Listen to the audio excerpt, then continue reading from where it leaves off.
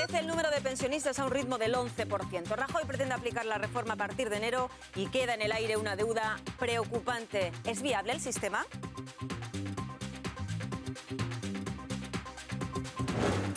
El fútbol italiano recorta el sueldo de sus estrellas hasta niveles de 2008. ¿Debería el juego limpio financiero hacerse una práctica real y extendida? ¿Deberían bajarse el sueldo los Messi o los Ronaldo?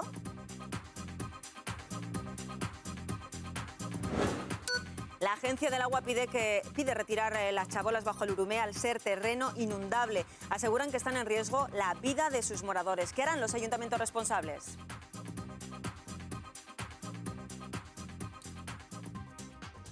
Son temas sobre los que queremos que vamos a opinar aquí, pero queremos que vosotros en vuestra casa también opinéis, nos deis vuestra opinión. Pensiones, ¿es viable ese sistema tal y como está previsto con esa reforma que se ha establecido por parte del gobierno de Mariano Rajoy? Nos lo vais barruntando en casa y luego nos lo comentáis. Juan Carlos de Jurián, Eguardión, bienvenido. Ana Zugaza, ¿qué tal estás? Bien, gracias. Bien, bienvenida. David Pejenaute, que hoy vamos a hablar de fútbol durante largo tiempo. Pues vale, buenas tardes. Día de la inauguración del nuevo San Mamés. Antonio Rantia, Arratsaldeon, muy buenas tardes. Muy buenas tardes. Una última hora para comentarnos. Pues muy rápidamente, ¿Sí? Está ilocalizable el ganador de la Vuelta Ciclista a España, Horner, sí. ¿Qué le pasa? Están intentando localizar porque le iban a practicar un control antidopaje, los técnicos han acudido a su habitación y se han encontrado con que en ella había otro corredor, con lo cual estamos muy pendientes de que aparezca o no y de saber los motivos por los cuales está ilocalizable. Pues como tú has dicho, estaremos pendientes a lo largo de las próximas 2 horas, pero ahora tiempo para nuestros anunciantes. Venimos enseguida, hasta ahora.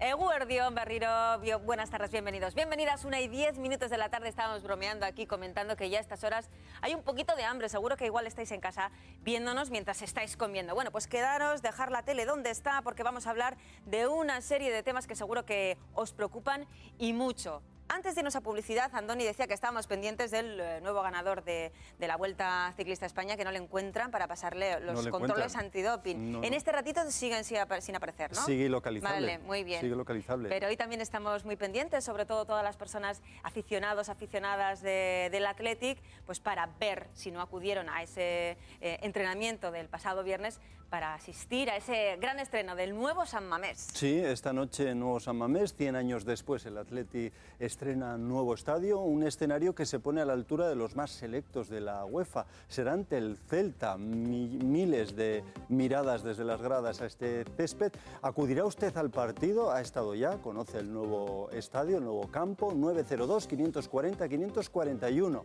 O si no, a través del correo electrónico etv.hoy@eitv.com o en Twitter a través de la cuenta del programa @etv-hoy.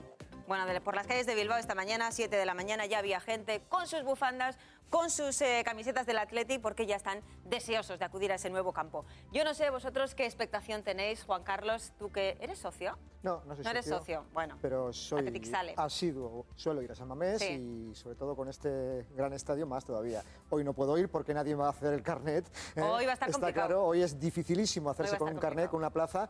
Y bueno, yo estoy expectante, no tanto por el partido, que sí, que también, pero sobre todo por ese gran estreno y a ver si sabemos, a eso de las 10 y poco ya, a los pocos minutos, quién marca el primer gol rojiblanco en la catedral. Ahí te veo. También en lo deportivo hay que estar muy pendientes, pero seguro... Hace unos días Susaeta Sí. decía, soñaba con marcar el primer gol. Seguro que en las casas de apuestas también habrá apuestas al respecto. Y que sea, decía por favor, que hoy y que seguro... sea rojiblanco. Claro, hombre, a ver, lo por estamos dando por favor, descontado. no puede ser de otra manera. Ya vamos de rojiblanco desde el punto de la Un mañana. jugador como Juanlu del Levante, que queda un poquito, después de 100 años de historia de un campo, queda un poquito emborronado, ¿no? Porque es un jugador, bueno, no es un mal jugador, pero un jugador de un equipo menor. O sea, que no es que sea un nombre que quede ligado a la entidad del acontecimiento, por lo menos. Que también para el Celta, si es que es así, sería un honor para pasar a la historia, porque pasa a la historia fijo, ¿eh? Sí, hombre, bueno, me gustaría contar con la opinión de las personas que nos están viendo. Antes Andoni lo ha dicho, ahora mismo el nuevo San Mamés se pone unos niveles de campo pues muy elevados, de los mejores de Europa.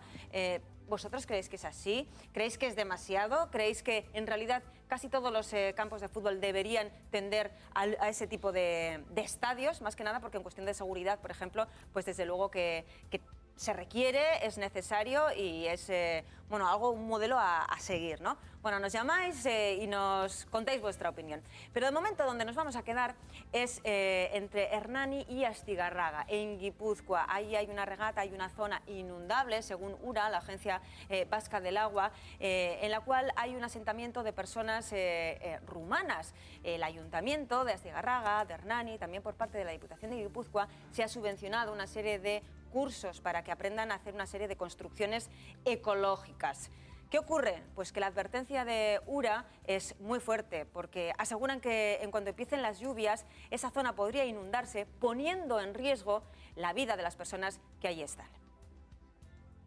Los ayuntamientos de Hernani y Astigarraga han organizado un curso para aprender a construir chabolas justo en el mismo punto en el que ya se ubica un asentamiento chabolista rumano, en la frontera que une ambas localidades guipuzcoanas. La iniciativa ha generado mucha polémica, tanto a nivel político, con la oposición del Partido Popular de Guipúzcoa a la cabeza, que ha criticado este, según sus propias palabras, chabolismo subvencionado, y también desde algunas instituciones medioambientales, como la Agencia Vasca del Agua, URA, se ha criticado el curso porque la zona, ubicada al lado del río Urumea, es, según afirman, inundable y piden por ello su inmediata paralización. Aunque el curso no está destinado únicamente a los rumanos asentados en este mismo lugar, sí que serán los principales beneficiados. Precisamente hace unos días visitamos este punto para conocer en primera persona cómo se están desarrollando las obras y quiénes ocuparán estos nuevos habitáculos. Los materiales que se van a emplear, veo madera por una parte, barro y paja, tengo entendido. Paja, la cimentación parte para donde van las columnas va hormigón, con cubiertas de furgonetas, y después encima se va a colocar paja. Y a de protección térmica. Térmica y como cerramiento, y después lucido con barro. Parte de vuestros alumnos son, por ejemplo, este chico que está aquí. ¿Habías hecho tú antes una casa? Bueno, he trabajado en mi país en construcciones. ¿Qué crees, que vais a ganar en calidad de vida? Claro, que todo que se va a mejorar y se va a hacer bien, todo es bien. Veo que tenéis un poquito de todo, ¿no? Para bañar a la niña, tenéis ahí también armario, una cocina. Aquí cama. Muy bien. Y un frigorífico también. Pues a ver qué tal funciona la nueva casa, a ver qué tal el traslado allí. Bien, creo que bien, sí. Están aquí, el ayuntamiento tiene un contrato hecho con ellos, ellos tienen que cumplir unas condiciones, pues escolarizar a sus hijos obligatoriamente, cumplir con las condiciones higiénicas esenciales, no cometer ningún delito, sobre todo. Hasta el 2017 pueden estar aquí viviendo, pero en el 2017 ya este campamento tiene que desaparecer. Dentro de este mismo curso se prevé la construcción de 2 edificios. Uno de ellos ya se está levantando y ha sido el que ha originado la polémica. Tiene 50 metros cuadrados y se localiza en la margen derecha del río Urumea, a unos 20 metros del cauce y a 5 de la margen derecha de la regata Ollanume. Bueno, me gustaría rescatar una de las palabras que se han escuchado en ese reportaje, aduciendo una especie de chabolismo subvencionado. ¿Vosotros qué opináis? ¿Es la manera de conseguir que estas personas se integren? Hemos escuchado también que es de alguna manera un campamento provisional hasta el año 2017. Nuestro número de teléfono a vuestra disposición. Comienzo la ronda de consultas aquí en el plató. David, ¿crees que es una manera de actuar, de integrar a estas personas? Muchos frentes, es un tema muy poliédrico. O sea, en primer lugar, cualquier asentamiento chabolista yo creo que es un fracaso de la sociedad, porque estamos viendo que hay gente fuera del sistema y apartada. Eso por un lado. Por otro lado, estamos hablando de una cultura determinada. A veces nos rasgamos mucho las vestiduras cuando hablamos de nacionalidades en delitos, tal. También los rumanos se molestan mucho cuando hablamos de rumanos. Muchas veces son gitanos rumanos. Son gitanos rumanos en este caso, yo conozco gente de Rumanía, que incluso de Portugal, también me ha pasado lo mismo, que protestaban por la imagen que se tiene en España de ellos, en general. Porque hay de todo, como hay también en España hay gitanos, no gitanos, países, etcétera, ¿no? Eso por otro lado.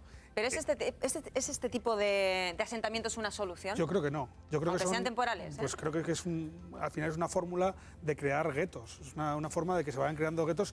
Dice hasta 2017, seguramente en 2017 no se va a abandonar, va a crear polémicas. Esto ha pasado en Madrid durante muchísimos años. En la Cañada Real se han construido auténticos poblados, pero de miles de personas. Y al final la gente pues ya echa raíces, piensa que ya es suyo, luego hay unas polémicas tremendas, y cuando se quieren llevar a la policía para deshabitar esas zonas, porque son peligrosas, porque son foco de venta de drogas, de delincuencia, etcétera, pues es mucho más difícil. Por lo tanto, yo creo que la medida de estos ayuntamientos, aunque yo creo que va con toda la buena voluntad, más que de subvencionar, de orientar para que las chabolas sean un poco más dignas, yo creo que es errónea porque al final no es más que cimentando que se cree ese Luego andaremos foco. en si se crean guetos o no se crean guetos, Juan Carlos, pero me gustaría ahondar también en este tema que plantean desde URA, es decir, ojo, porque es una zona inundable y están en peligro las vidas de las personas que estén allí cuando comience la época de lluvias. Claro, es que ¿para qué está URA? Pues para informar, hacer un análisis, un plan hidrográfico y un mapa hidrográfico sobre la zona. Y ya ha advertido URA de que estamos, la Agencia Vasca del Agua, de que estamos en una zona inundable. No hay más que recordar que en noviembre del año 2011 hubo unas inundaciones gravísimas en toda la cuenca del Urumea. También afectó a la zona donde están estos asentamientos de gitanos rumanos. Y bueno, y luego también hay otra cuestión, a mi juicio, muy importante. A ver, estamos en una parte, en una zona de Europa donde se construye con ladrillo, con cemento y los baserris, los caseríos con piedra. Es decir, a mí el ver cómo en un curso imparten lecciones sobre cómo mezclar barro y paja me parece propio quizá de una aldea de los Cárpatos, de los Urales, pero no de esta zona de Euskadi, donde hay otro tipo de construcciones, y para mejorar la vida de estas personas, no dejarles asentados donde están, cambiando un poco la fisonomía de las fachadas. Insistimos que es un curso de construcción ecológica que no está exclusivamente orientado a este grupo de rumanos, que se puede apuntar quien buenamente quiera. Los datos que tenemos hasta el momento es que en torno a 6-7 personas de este poblado pues, se habrían apuntado. Me gustaría preguntar por teléfono, creo que está ya preparado, Íñigo Ansola, es el director general de URA. Arratsaldeon, muy buenas tardes. Arratsaldeon. Entre otras cosas hemos escuchado que se está promoviendo el hecho de que se hagan casas de barro y paja. ¿Estarían especialmente, serían peligrosas en el caso de, por ejemplo, una inundación? ¿Se las llevaría con más rapidez? No entramos a valorar el tipo de construcción, sino que la propia construcción en sí, sea de madera, sea de barro, sea de piedra, sea de cualquier material, ya está terminantemente prohibido en esa ubicación. Por lo tanto, lo que nosotros estamos diciendo es que se retiren de ahí cualquier tipo de edificaciones, puesto que estamos en una zona totalmente inundable, con el riesgo que eso conlleva hacia las personas. Claro, ahí estarían en riesgo en principio la vida de las personas que allí pudieran estar. Es una zona especialmente inundable. ¿Se ha inundado en las anteriores inundaciones de una manera, vamos a decir así, llamativa y peligrosa? Tenemos que tener en consideración que esa ubicación es zona de flujo preferente, por lo tanto el río ya lleva lo que es el cauce con mucha fuerza en periodos de retorno muy cortos. Quiero decir que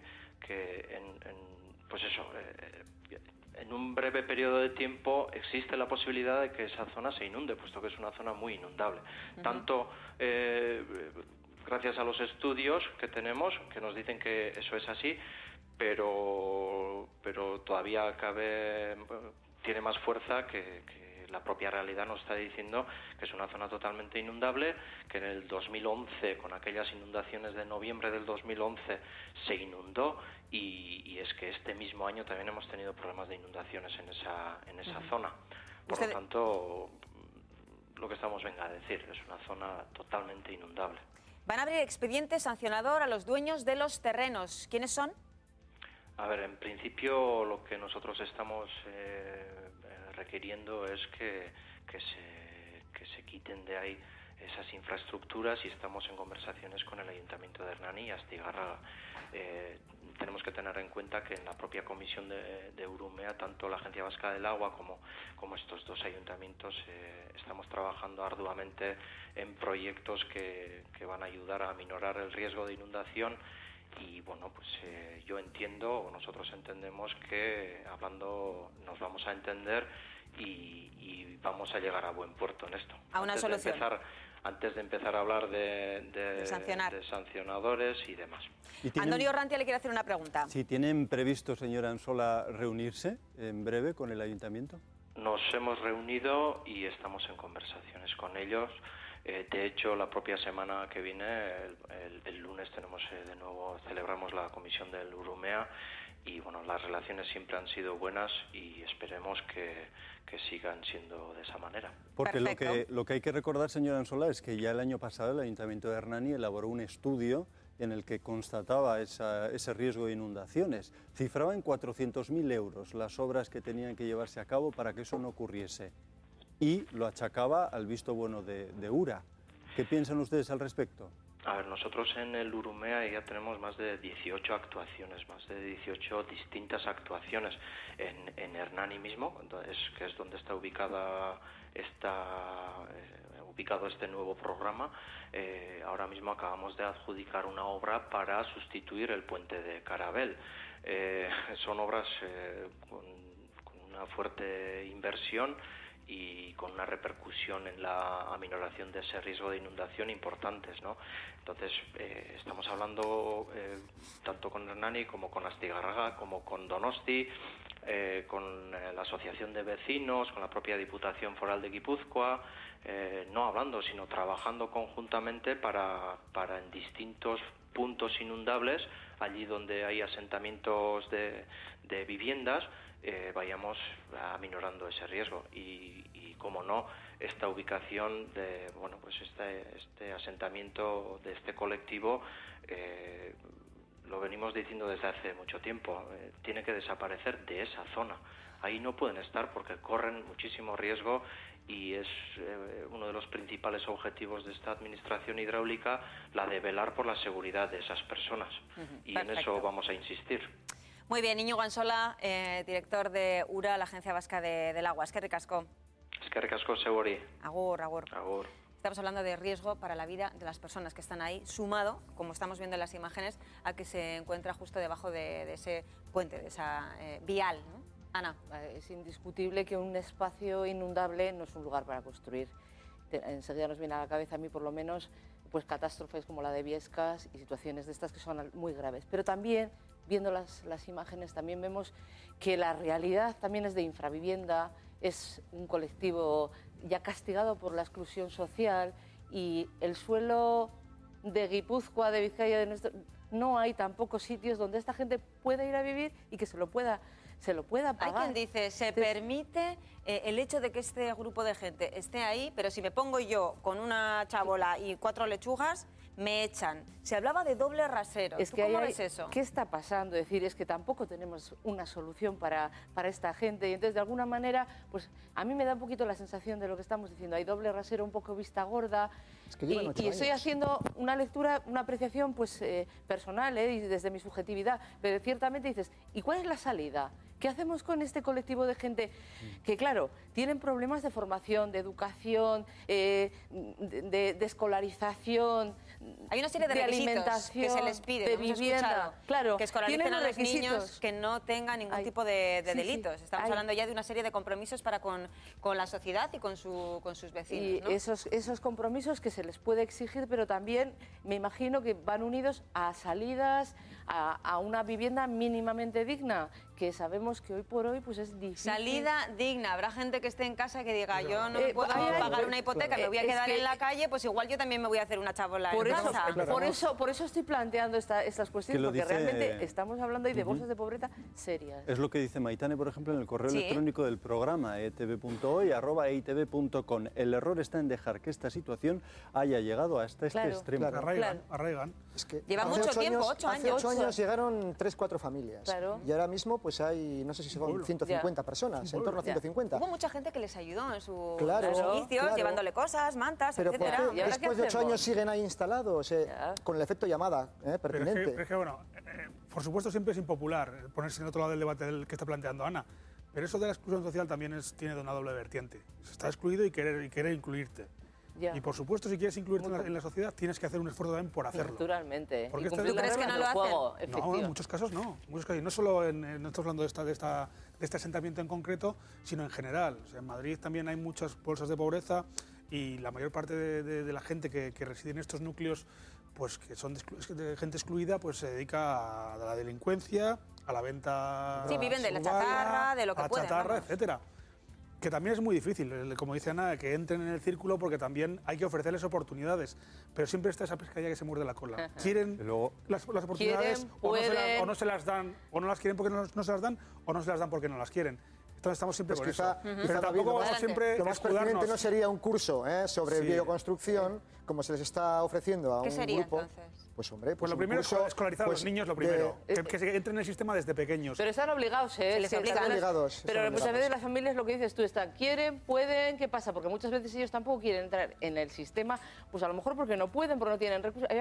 Como dices bien, es la pescadilla que se muerde la cola, pero ciertamente el que se les obligue a entrar a unos mínimos de convivencia para cualquier ciudadano. En esos tiempos que corren, que hay mucha gente que no están en grupos, digamos, de fuera de excluidos como estos, pero que también está pasándolo muy mal. Está con las mismas desventajas y no se le están regalando nada. Y también habría gente que diría, pues a mí también me gustaría estar sin tener que pagar una hipoteca, sin el temor de que me quiten mi casa. Pues bueno, no sé hasta qué punto...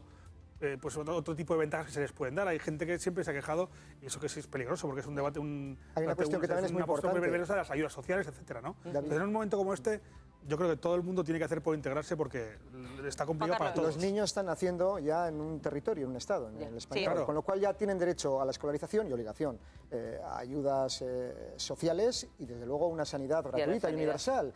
Con lo cual estamos ante un problema que ya se está interiorizando. Ya no es gente, son gentes que vienen de fuera, que se instalan un tiempo. No, se están arraigando y están naciendo aquí, en nuestro territorio. Con lo cual tienen unos derechos que yo creo que se están ninguneando, pero también unas obligaciones y una necesidad de oportunidades, que no sé si están aprovechándose de ellas o no. Ahora con la crisis instalada, pues difícilmente. Pero tema que levanta polémicas también en nuestro número de teléfono, el número 902-540-541, que ha marcado María. Arratsaldeon, muy buenas tardes, María. María. Buenas tardes. Hola, Maja, ¿qué nos cuentas? Estoy oyendo el programa y estoy de acuerdo con muchas personas de los contertulios que tienen ustedes ahí. Adelante. Esto es la pescadilla que se muerde la cola, porque si esta gente viene a este país y no trae posibilidades, que es lo que habría que controlarle, no debieran de dejarles entrar, porque reciben ayudas, reciben asistencia, se instalan donde quieren, nadie les dice nada, y por esa razón, pues bueno, todos, para que nos concedan lo que queremos, nos instalamos donde nos da la gana, a ver lo que hacen los demás. Y los políticos es muy bonito, con vistas y el presupuesto de todos y los impuestos que pagamos todos, quedar muy bien, muy buenines, pero las consecuencias las sufrimos el ciudadano. Esto ocurre lo mismo que ocurre en todas las chabolas que se van ubicando. Vienen, como luego tienen derechos y se les conceden ayudas, ellos no se reintegrarán en la vida. María, una pregunta. Tú imagínate que llega el gobierno de turno, me da igual del color que sea. Sí, por supuesto. Y dice, mira, os vamos a poner unas viviendas de protección oficial, que tenemos aquí muchas, que están libres. ¿A ti qué te parecería eso? Y dos, ¿te gustaría tener a estas personas de vecinos? No, por supuesto que no, porque no saben comportarse. Pero tendríamos que darles una oportunidad para que pudieran demostrarlo. Se les está dando oportunidades a muchísima gente. Y hay vecindarios que se les ha tenido que llamar la atención, porque se han puesto hasta hacer incluso comidas en las terrazas. Una contertulia como si estuviesen en el campo de su casa. Y así ocurre continuamente. No saben ni quieren, porque saben que es más fácil, que de esta forma se les atiende más.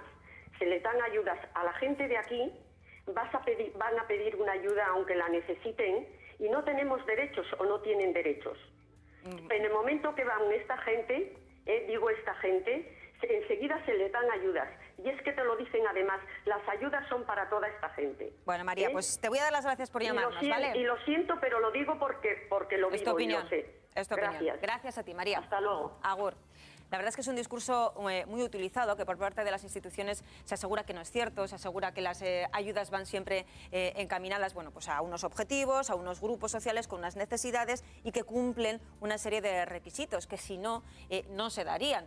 Me pregunto yo hasta qué punto también gente de aquí, de toda la vida, no es un poco incívica dentro de su propia casa y molesta a los vecinos. Hay que darles esa oportunidad a esas personas para que se puedan reintegrar.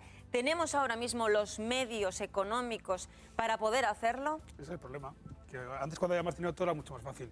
Yo entiendo a María y a mucha gente que, como ella, está utilizando este discurso, que es muy peligroso. Es muy peligroso, pero sí. En épocas de crisis siempre se ha sabido que pues, se exacerba este tipo de posturas y se quiere cerrar mucho más las puertas a la inmigración.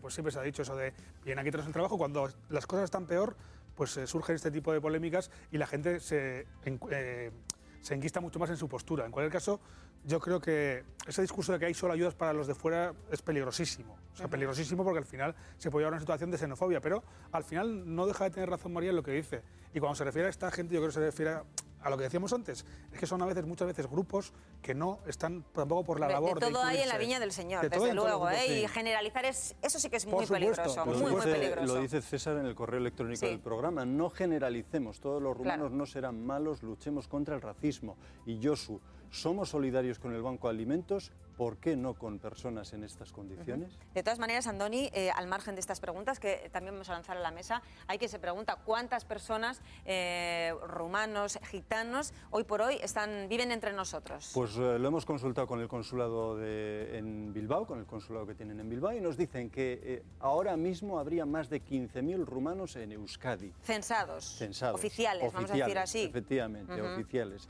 Es una de las mayores comunidades de extranjeros, de población extranjera en Euskadi, seguida de población marroquí o de colombianos, de los 140.000 extranjeros también censados, registrados, oficiales. Al margen de donde provengan, desde luego que estamos hablando de ese fenómeno de la inmigración y en este caso de una inmigración y de un tipo de asentamiento muy concreto, muy definido, porque quizá no se produce dentro de otros pues colectivos, desde otras nacionalidades que forman parte, pues quizá de otras formas de vida, ¿no? También estamos hablando de, es lo que tú decías, Ana, hasta qué punto estas personas están acostumbradas a vivir de esta manera y de otra manera se sentirían un poco, no sé, si atadas o no atadas o deberían amoldarse a nuestras costumbres. A ver, aquí se ha es complicado, hemos hablado de 15.000 es un debate muy rumanos, peligroso también. Y es verdad que es distinto rumanos y rumanos gitanos. Es decir, es que todo el tema del colectivo gitano tiene, yo creo que es otro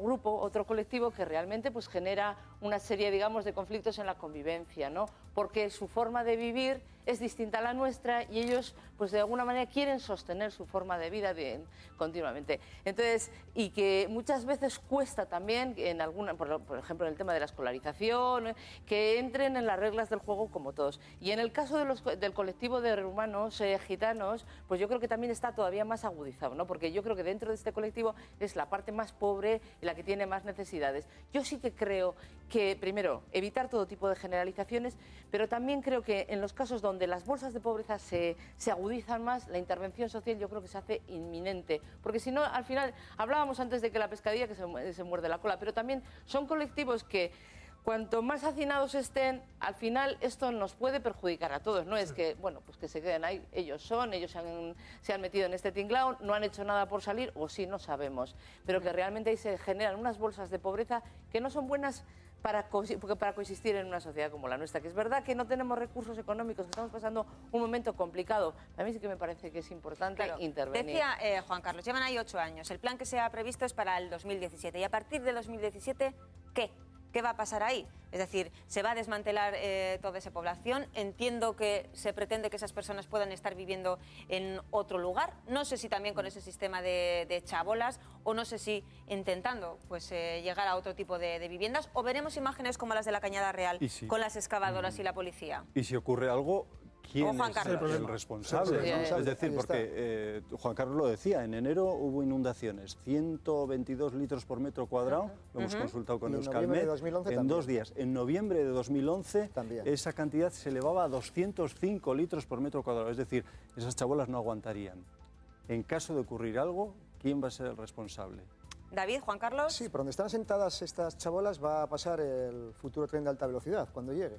Y a ver si lo vemos y con esta juventud tan radiante que tenemos ahora. Sí. Bueno, lo que quería decir también es que, claro, se está fomentando el que ellos mismos sepan autoconstruir viviendas, bioconstrucción, con un sistema muy precario, a mi juicio. Estamos en Euskadi, siglo XXI, y bueno, y encima en una zona cercana al Urumea que también presumiblemente va a ser inundable. Bueno, es que permíteme que te haga la acotación. Desde la Diputación también se dice, es que pretende ir en torno a unos parámetros sostenibles de edificación, etcétera, etcétera. No solamente es que, bueno, ya que los rumanos están ahí y tienen 4 cosas para construir, que construyan, no, sino para que todo el mundo sepa construir, bueno, pues de una manera ecológica, sostenible, etcétera. Pero eso, como curso etnográfico, me parece bien, o como recuerdo de lo que hacían los haitites yamamas para construir una chabola cercana donde metían el ganado. Pero ahora mismo, a mí ese tipo de construcción, salvo que sea por esa razón, no perder las costumbres y las tradiciones, no me parece muy racional. Ahora, si pasa algo grave, ciertamente a las instituciones es que el problema se les van a echar encima, es decir, ¿cómo se ha consentido? ¿Por qué no se ha desalojado antes? Porque estas preguntas siempre se hacen cuando realmente esto habría que haberlo evitado, etcétera. Todas estas cosas aparecen.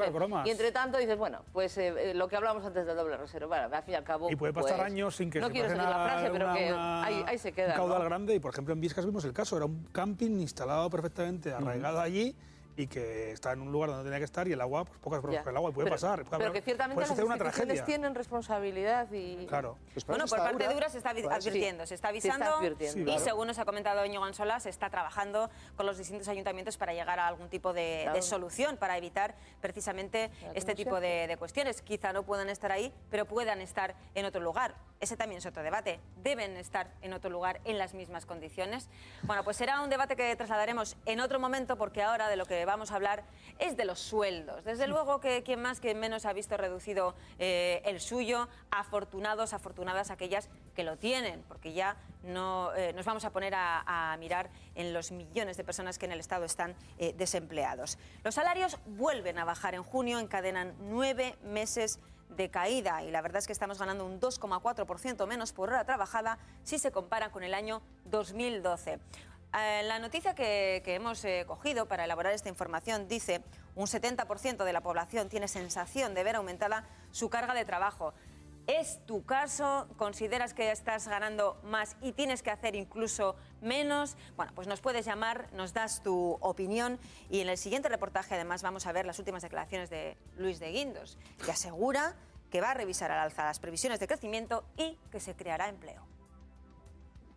El mercado de trabajo sigue notando los efectos de la crisis, y a los altos índices de desempleo toca sumar las bajadas salariales.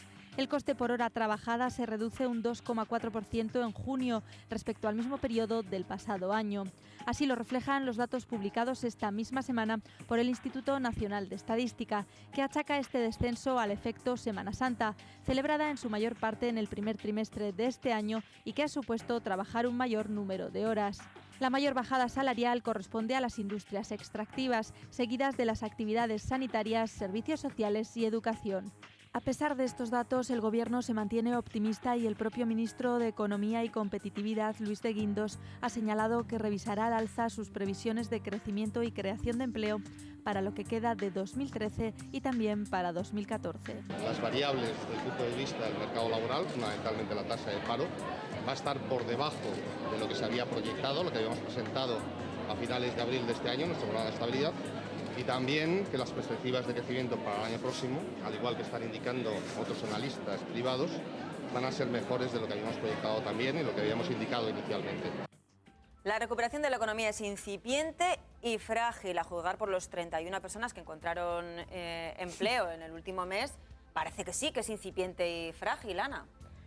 Ya, bueno, vamos a ver, porque igual hay una recuperación económica, pero ya la destrucción de empleo que ha supuesto toda esta crisis, la pérdida de poder adquisitivo que ha supuesto toda esta crisis, no se va a recuperar así, porque si el estado de bienestar que hemos perdido va a costar mucho también recuperarse.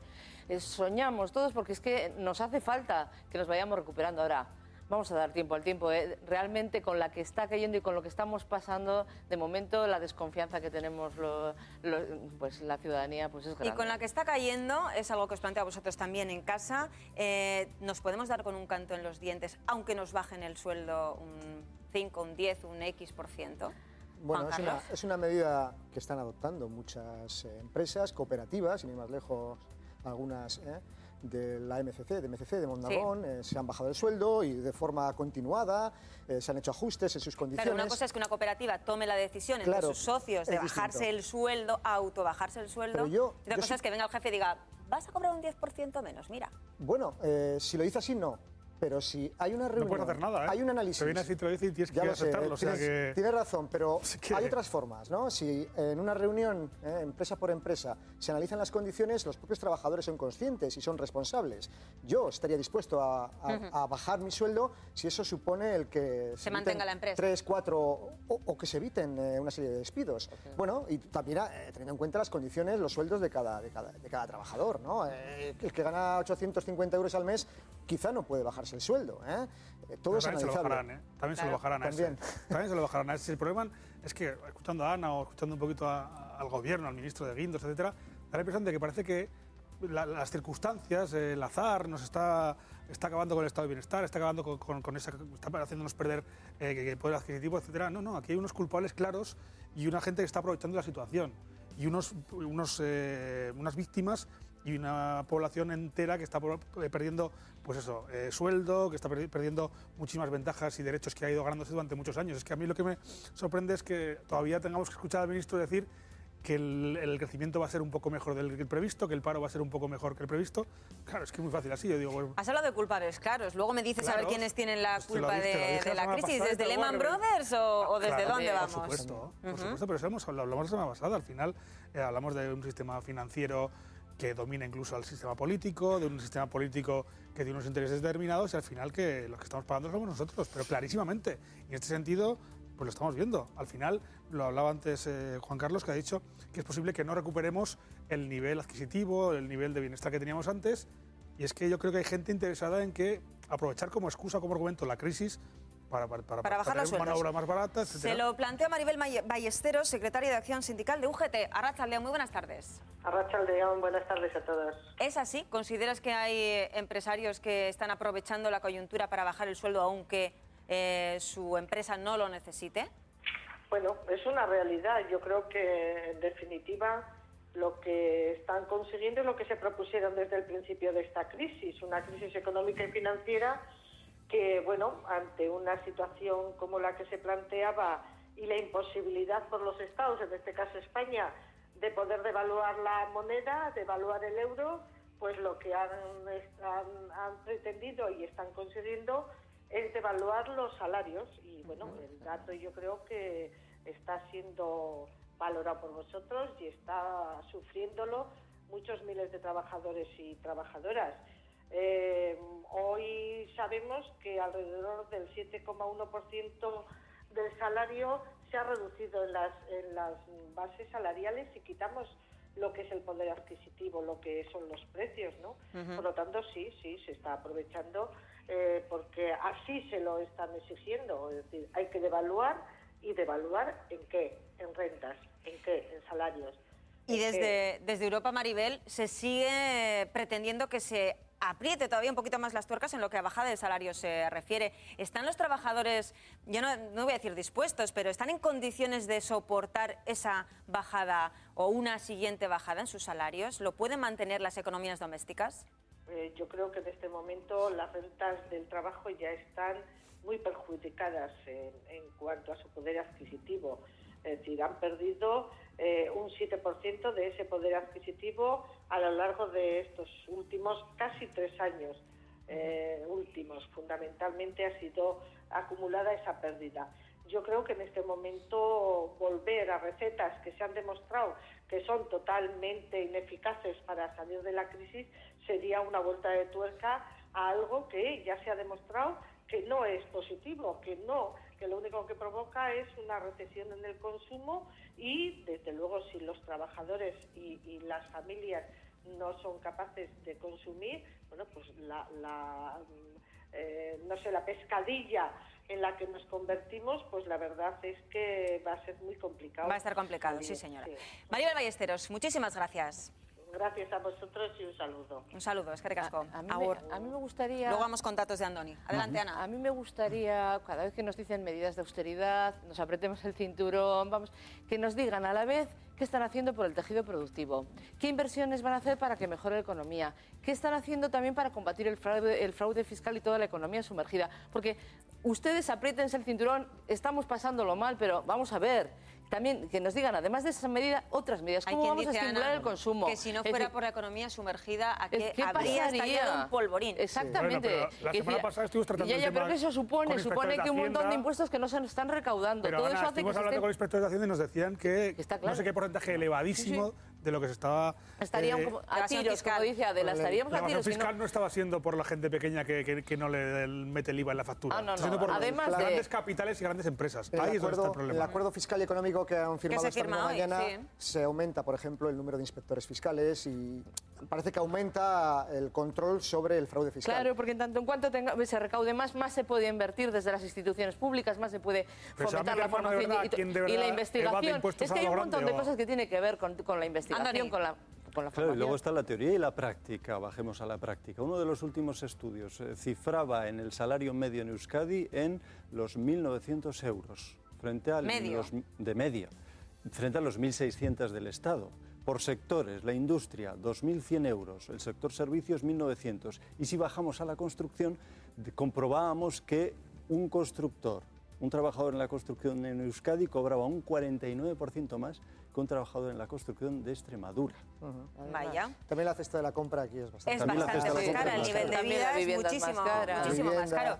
Esos son los datos y las medias y las estadísticas que ya sabéis que son a veces un poco traicioneras, porque cuánta gente estará en casa viéndonos ahora mismo y dirá, ¿cómo? ¿De media 1.900 euros? Yo no cobro eso ni de lejos. Llámanos y nos lo cuentan. Porque claro, dentro de esos 1.900 euros dice, ya con ese sueldo yo aceptaría una bajada de sueldo porque podría permitírmelo seguir pagando la hipoteca, pero cuando ganas 900 euros... Yo tengo un amigo que trabaja en Cáritas en Madrid y me dio otro día un dato que me dejó escalofrío, me dejó helado. Me dijo que el 20% de la población trabajadora está por debajo del umbral de la pobreza en España. El 20%, o sea, teniendo trabajo, están ingresando menos de lo que se considera. Del Estado, es muchísimo, es muchísimo. O sea, la gente con trabajo que ni siquiera está ganando lo suficiente como para poder asumir el gasto de hipoteca, el gasto de comida, de alimento, la escolarización de los hijos.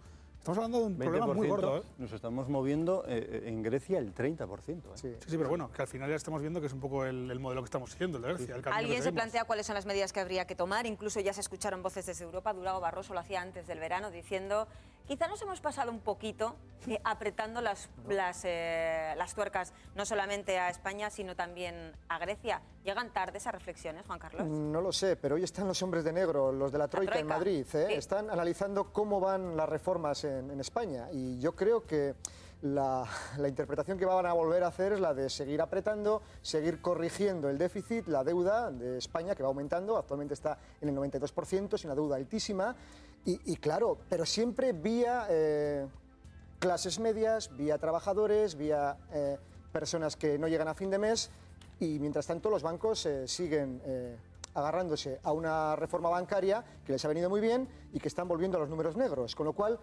no se está aplicando lo que es la solución a la economía real, a la que todos sufrimos en nuestros hogares. Desde Europa se dice, es que si no se hubiera hecho, en realidad los bancos estaban viviendo de esa burbuja financiera, burbuja inmobiliaria, porque muchos tenían todos esos activos tóxicos, vamos a decirlo así. Pero en los bancos también se pone mucho el punto de mira, es decir, hasta qué punto, y se quejan los pequeños comerciantes, las pymes, los autónomos, yo quiero invertir en mi negocio, pero ese crédito no fluye, Ana.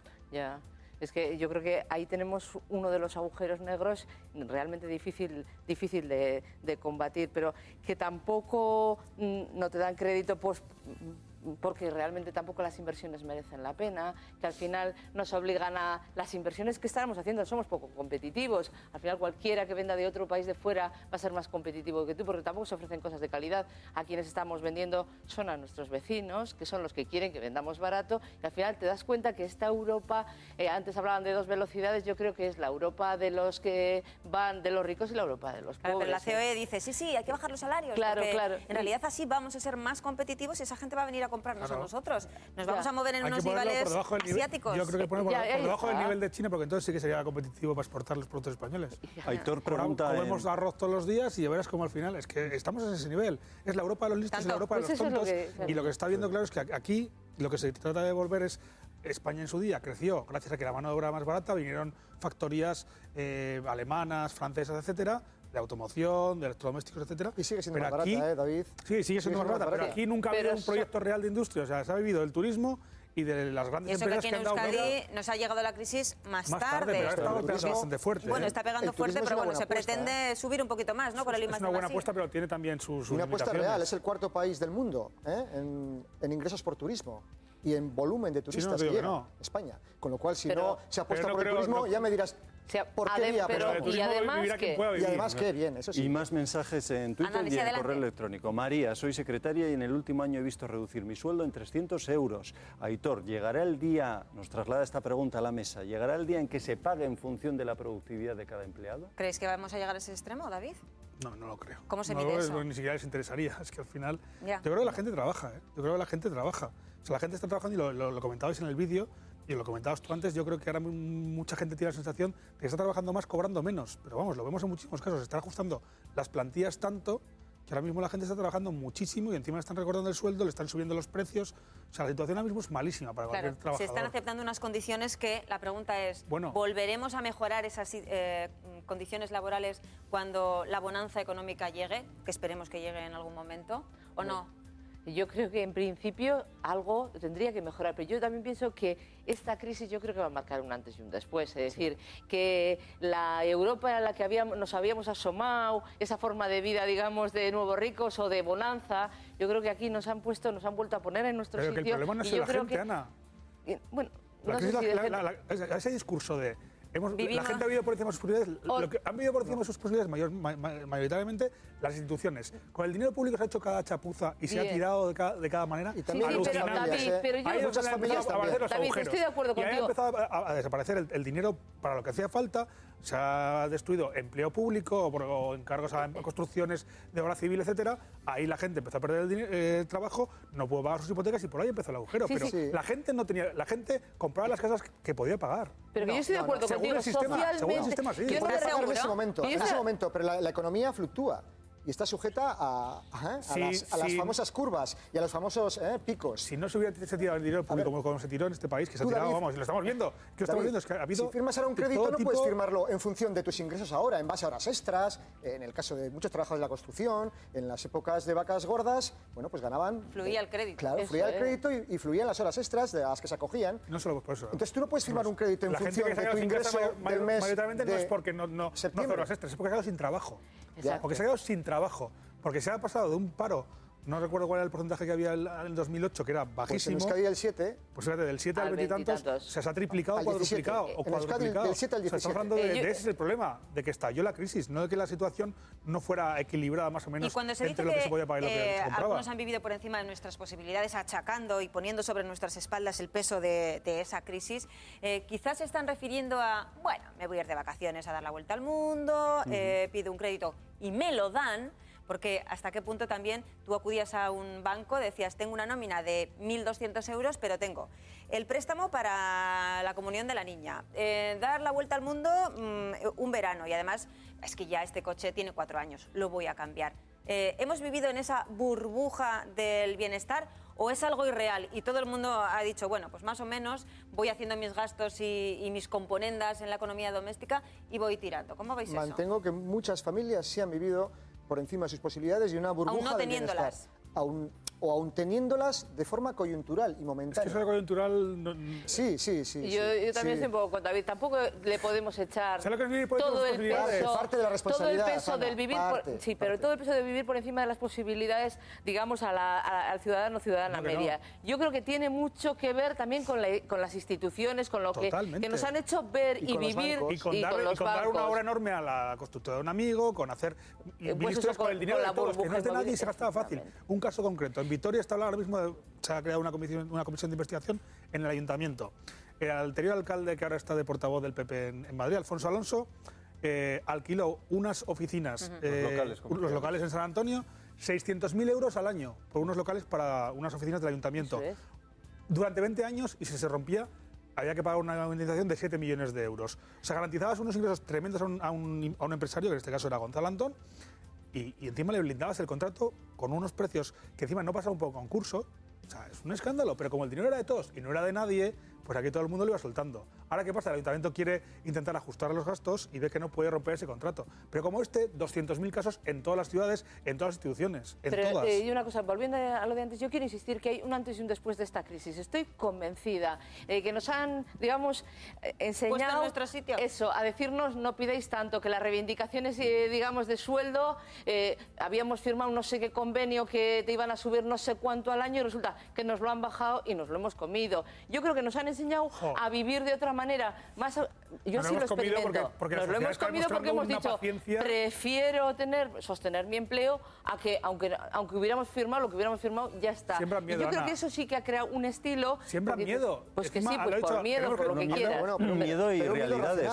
Ainchane nos lo dice en el correo electrónico. Hago la compra todas las semanas y desde enero del año pasado veo que me llega para menos. Antes me gastaba 90 euros y ahora tengo que pagar 110 por lo mismo. Como la gasolina. Enseguida vamos a hablar de los precios de esa cesta de la compra, pero antes me gustaría enseñaros una foto que quizá, no lo sé, os lo pregunto, es un gesto que queréis hacer vosotros al mundo, a la crisis, a la situación.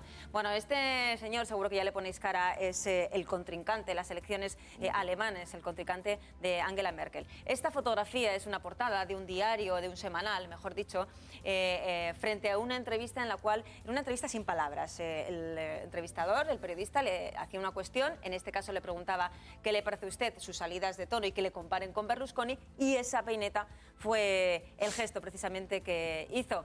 De alguna manera también luego lo vinculaban, decía, los recortes en Europa no son la manera de salir de la crisis, ¿no? En ese juego de imágenes, de contenidos, etcétera. ¿Creéis, ya para terminar un poco este asunto, que es una manera, no va a conseguir, y de hecho no lo conseguía, subir en intención de votos, pero desde luego que se está hablando de él, ¿no? La peineta se la ha hecho a sí mismo, porque ayer en las elecciones en los socios de Angela Merkel en Baviera han arrasado. Han arrasado y a este señor le ha salido muy mal la peineta.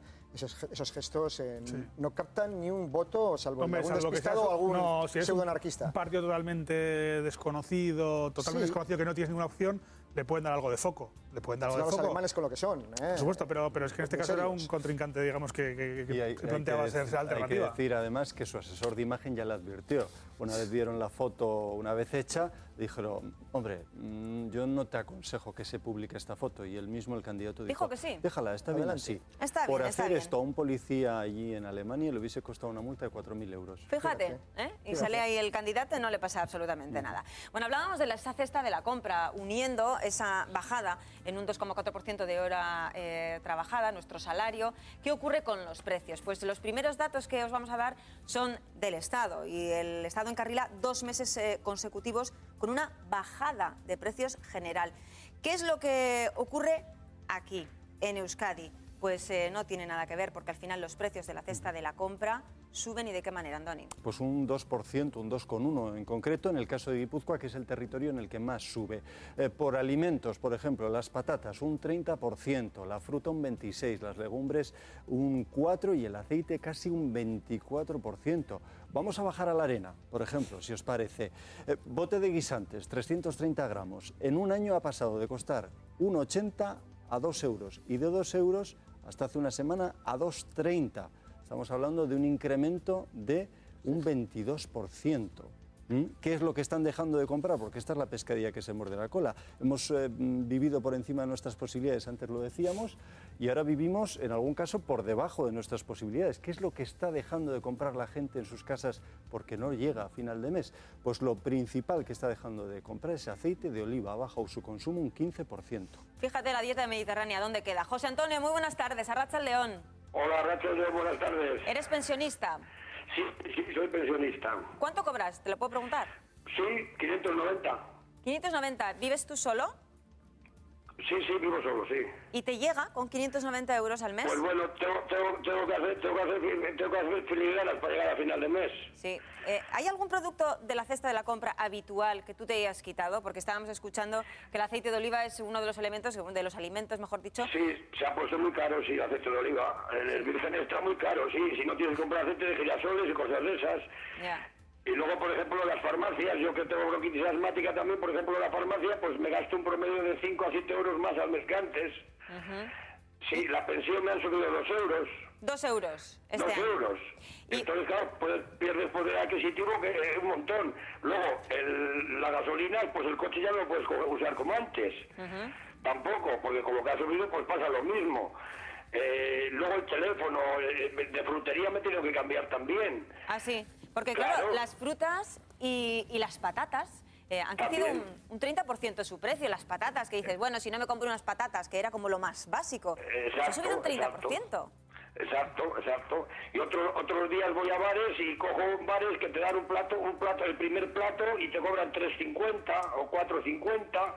Que ya te lo dan preparado y te sale incluso más barato que en casa si lo preparas. Es que eso es lo que te iba a preguntar. ¿Te sale más barato, más rentable comer solo, si no tienes que preparar comida para nadie más, comer en un menú, un medio menú? No, tiene que ser medios menús. Un menú no, porque si pagas un menú a la mediodía son 9 o 10 euros, y si pagas el de la noche entonces te sale súper carísimo. Entonces coges un plato solo.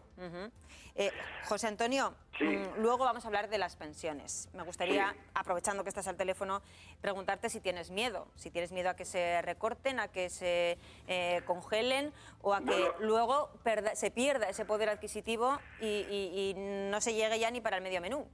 El poder adquisitivo ya he oído que lo vamos a perder, porque he oído que este año otra vez no las van a subir. O sea, es que a mí me parece justo que no suban uno que cobre 1.500 o 2.000 euros de pensión, pero los que cobramos el mínimo de 590 o eso, pues tú me contarás, pagas la luz, el agua, la comunidad, el gas, pagas todo, y a la última fila pues no te queda nada. No llega. José Antonio. Una pregunta. Andoni te va a hacer una pregunta. No sé si usted tiene hijos, porque hay muchos pensionistas que además de a su situación tienen que sumar la de sus hijos en paro. Yo tengo una hija separada, pues que la ayuda encima también hago. Claro. Es la situación de muchos pensionistas, precisamente. Tiene una niña de 2 añitos y la estoy ayudando también algo, lo que puedo. Claro. Bueno, lo que puedo, porque es que ya para más no da, es que no da. José Antonio, muchísimas gracias. Venga, vosotros. Un saludo, agur. Venga, agur. Bueno, y como José Antonio, seguro que muchas personas que nos están viendo en casa se encuentran en la misma situación, con ese temor en la cabeza. ¿Qué va a pasar con las pensiones? Es una preocupación que, desde luego, tiene muchísimas personas, no solamente los que se van a jubilar inminentemente, sino nosotros desde nuestra edad, diciendo hasta qué punto la nueva reforma de esas pensiones pues va a hacer que la primera pensión que cobremos, el cálculo de esa primera pensión, sea muy a la baja. Hoy nos hemos encontrado con un dato que también nos preocupaba. Las nuevas pensiones de jubilación se disparan y obligan al Gobierno a acelerar la reforma. Estaríamos hablando de un incremento de pensionistas entre abril y junio de cerca de un 11,4%. Se apunta, vamos a decirlo así, más gente a ser pensionista que la gente que está ahora mismo cotizando. No es esa relación, pero desde luego que hay muchos que temen. ¿Es viable nuestro sistema de pensiones? Esa es la pregunta, ¿no? Si es viable, porque que la reforma es necesaria, está claro. La caja no da más de sí. Decir que si al final son pensiones en función de lo que se cotiza, se cobra después los que han ido cotizando a lo largo de la vida, eso era un sistema que valía. Yo creo que la reforma no solamente pasa por ir reduciendo y por ir haciendo otros ajustes y otros cálculos de cuánto te voy a dar y cuánto te voy a subir, sino de qué manera voy a recaudar. No solamente, mucho más trabajador que pensionista. Claro, por la caja de la seguridad social, sino también por vía impositiva. Es la única manera. No podemos seguir con este sistema donde cada vez la gente mayor, los pensionistas cada vez son más y los trabajadores no pueden sostener Mira, esto. os voy a dar un dato. En las arcas públicas ahora mismo solo hay 4 personas en edad de trabajar por cada pensionista. 1. Dentro de 2 décadas, cuando los 14 millones de niños del baby boom entren en la edad del retiro, estamos hablando ya de 14 millones de personas, el número de cotizantes estará casi a la par con el de jubilados, 1. Claro. Así que lo de la viabilidad, no sé hasta qué punto, amigos, amigas, como no nos toque la primitiva a todos, no sé cómo se va a hacer. Me suena mucho a lo de estalla la guerra en Irak, sube la gasolina. Se acaba la guerra en Irak, no baja la gasolina. Ha habido épocas que ha habido muchísimos más trabajadores que pensionistas. Y se retenía parte del dinero que te retiene la seguridad social, se supone que va destinado a las pensiones. ¿Qué pasa con ese dinero? O sea, ahora cuando hay más pensionistas falta dinero, y antes cuando había muchísimos trabajadores no sobraba dinero. Pero bueno, desde luego, otro de los fines de toda esta campaña, que seguramente será necesario reformarlo, y el sistema es muy complicado sostenerlo, porque esto viene a ser parte de todo el sistema de bienestar que está cayéndose. Pero otro de los fines, y ya lo están proponiendo, y en Alemania lo han incentivado muchísimo, es que la gente se abra planes de pensiones privados.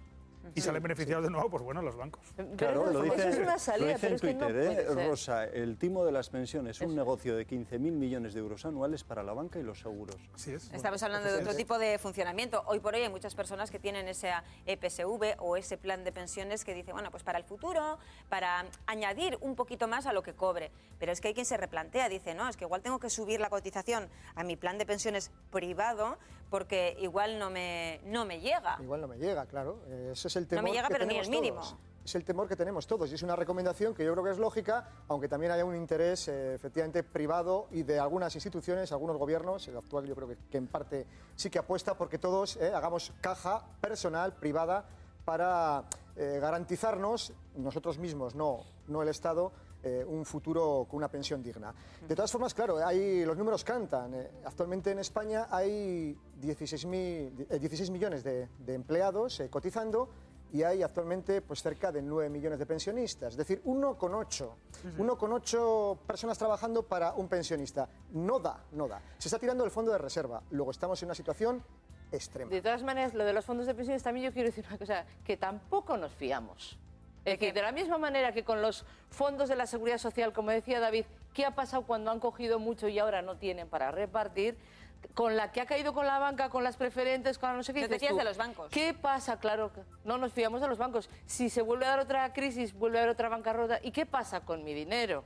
Es decir, que tampoco nos fiamos del todo. Es decir, de alguna manera, yo estoy trabajando, tengo una vida laboral amplia, me voy a jubilar, quiero también que las coberturas sociales me lo garanticen. Y no me están obligando necesariamente a un ahorro que y además tiene que ser por la vía que me ponen, ¿no? Es decir, ¿y por qué tengo que ir por este ahorro y de esta manera? Bueno, otra de las cuestiones que se plantean y que el Gobierno estaría barajando es el hecho de que las empresas, las pymes, pudieran ofrecer a sus trabajadores una especie de pequeña pensión voluntaria, un fondo de pensiones voluntario, es decir, que el trabajador decida que cada mes de su sueldo se retire una parte para ese fondo, que de alguna manera sería privado. Un modelo que viene siendo similar a lo que ocurre en Estados Unidos. Dicen que de esa manera sería un fondo general de toda la empresa y que se conseguirían más ventajas porque tendría una rentabilidad mayor. ¿Vosotros veis que el sistema pudiera ir por ahí?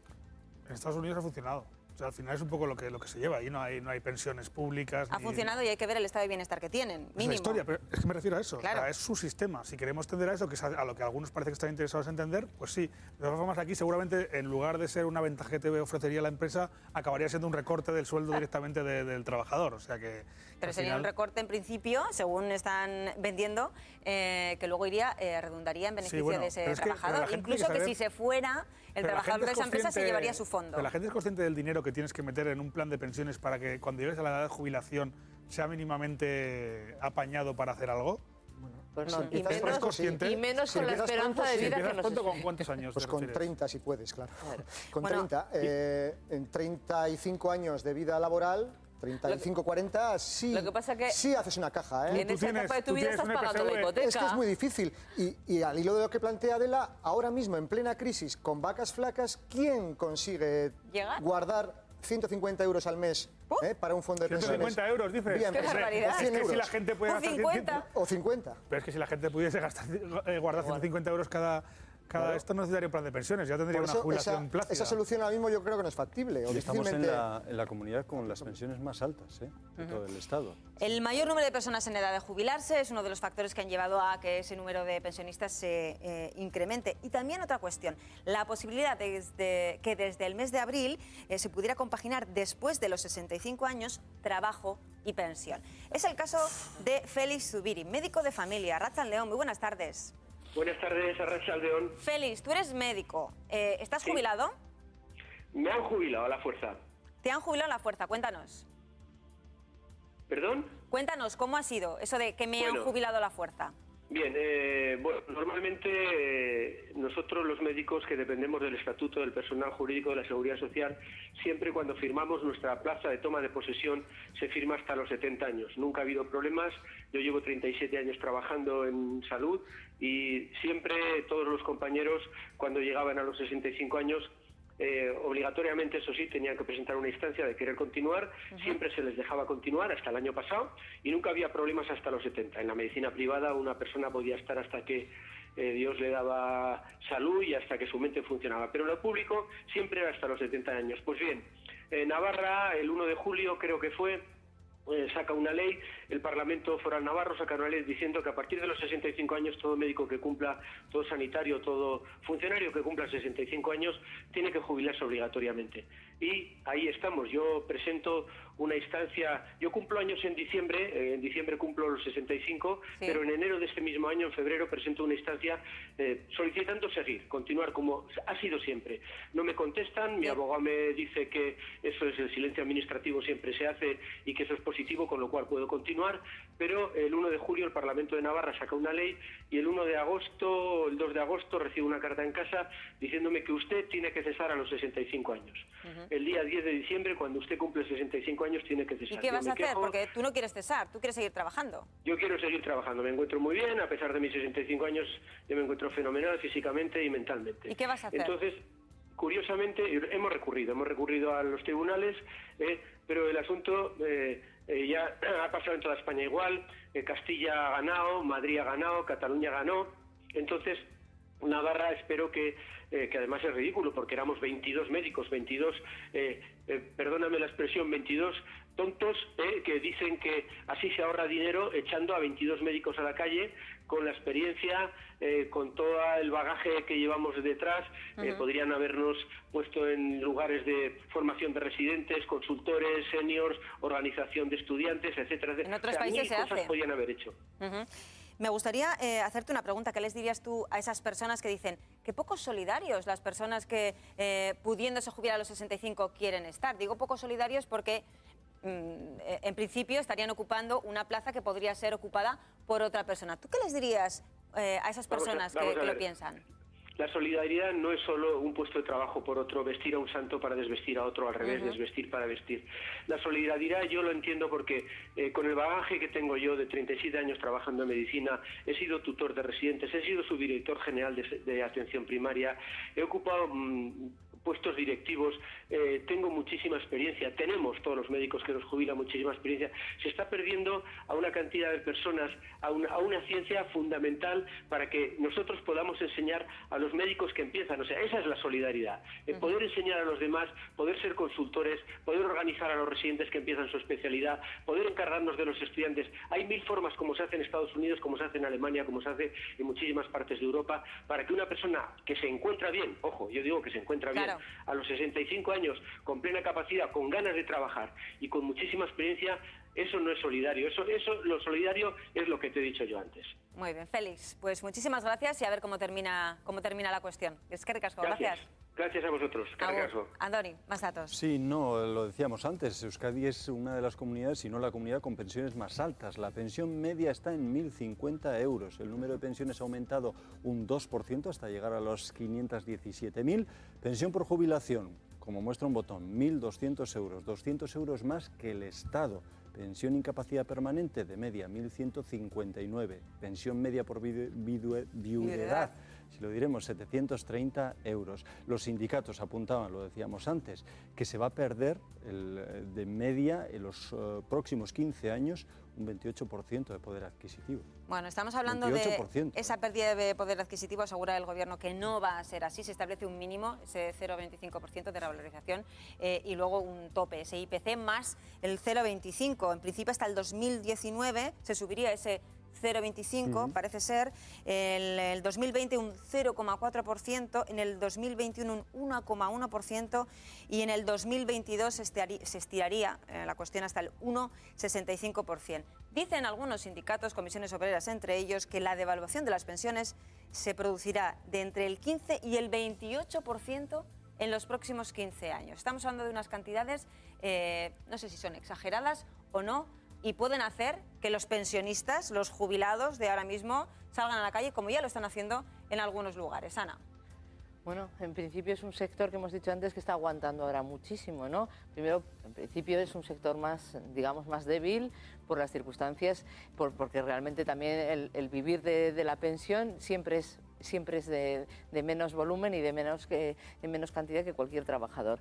Pero también tiene la ventaja de que tienen algo fijo y son los que de alguna manera están sosteniendo a las familias que están los hijos sin trabajo, sin vivienda, etcétera, etcétera. Entonces, el que se pierda esto, yo creo que va a ser otro elemento que va a agravar la situación.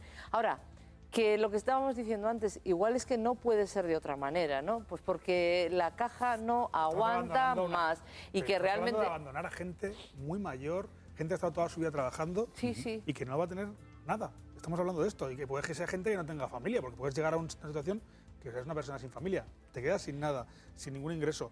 Yo vi un reportaje, no recuerdo ahora mismo en dónde lo vi, en Alemania, que se han seguido tendencias de este tipo, jubilados de 72 años buscando mini-jobs, trabajos muy mal pagados, porque no tenían ni para pagarse la comida por 300 euros.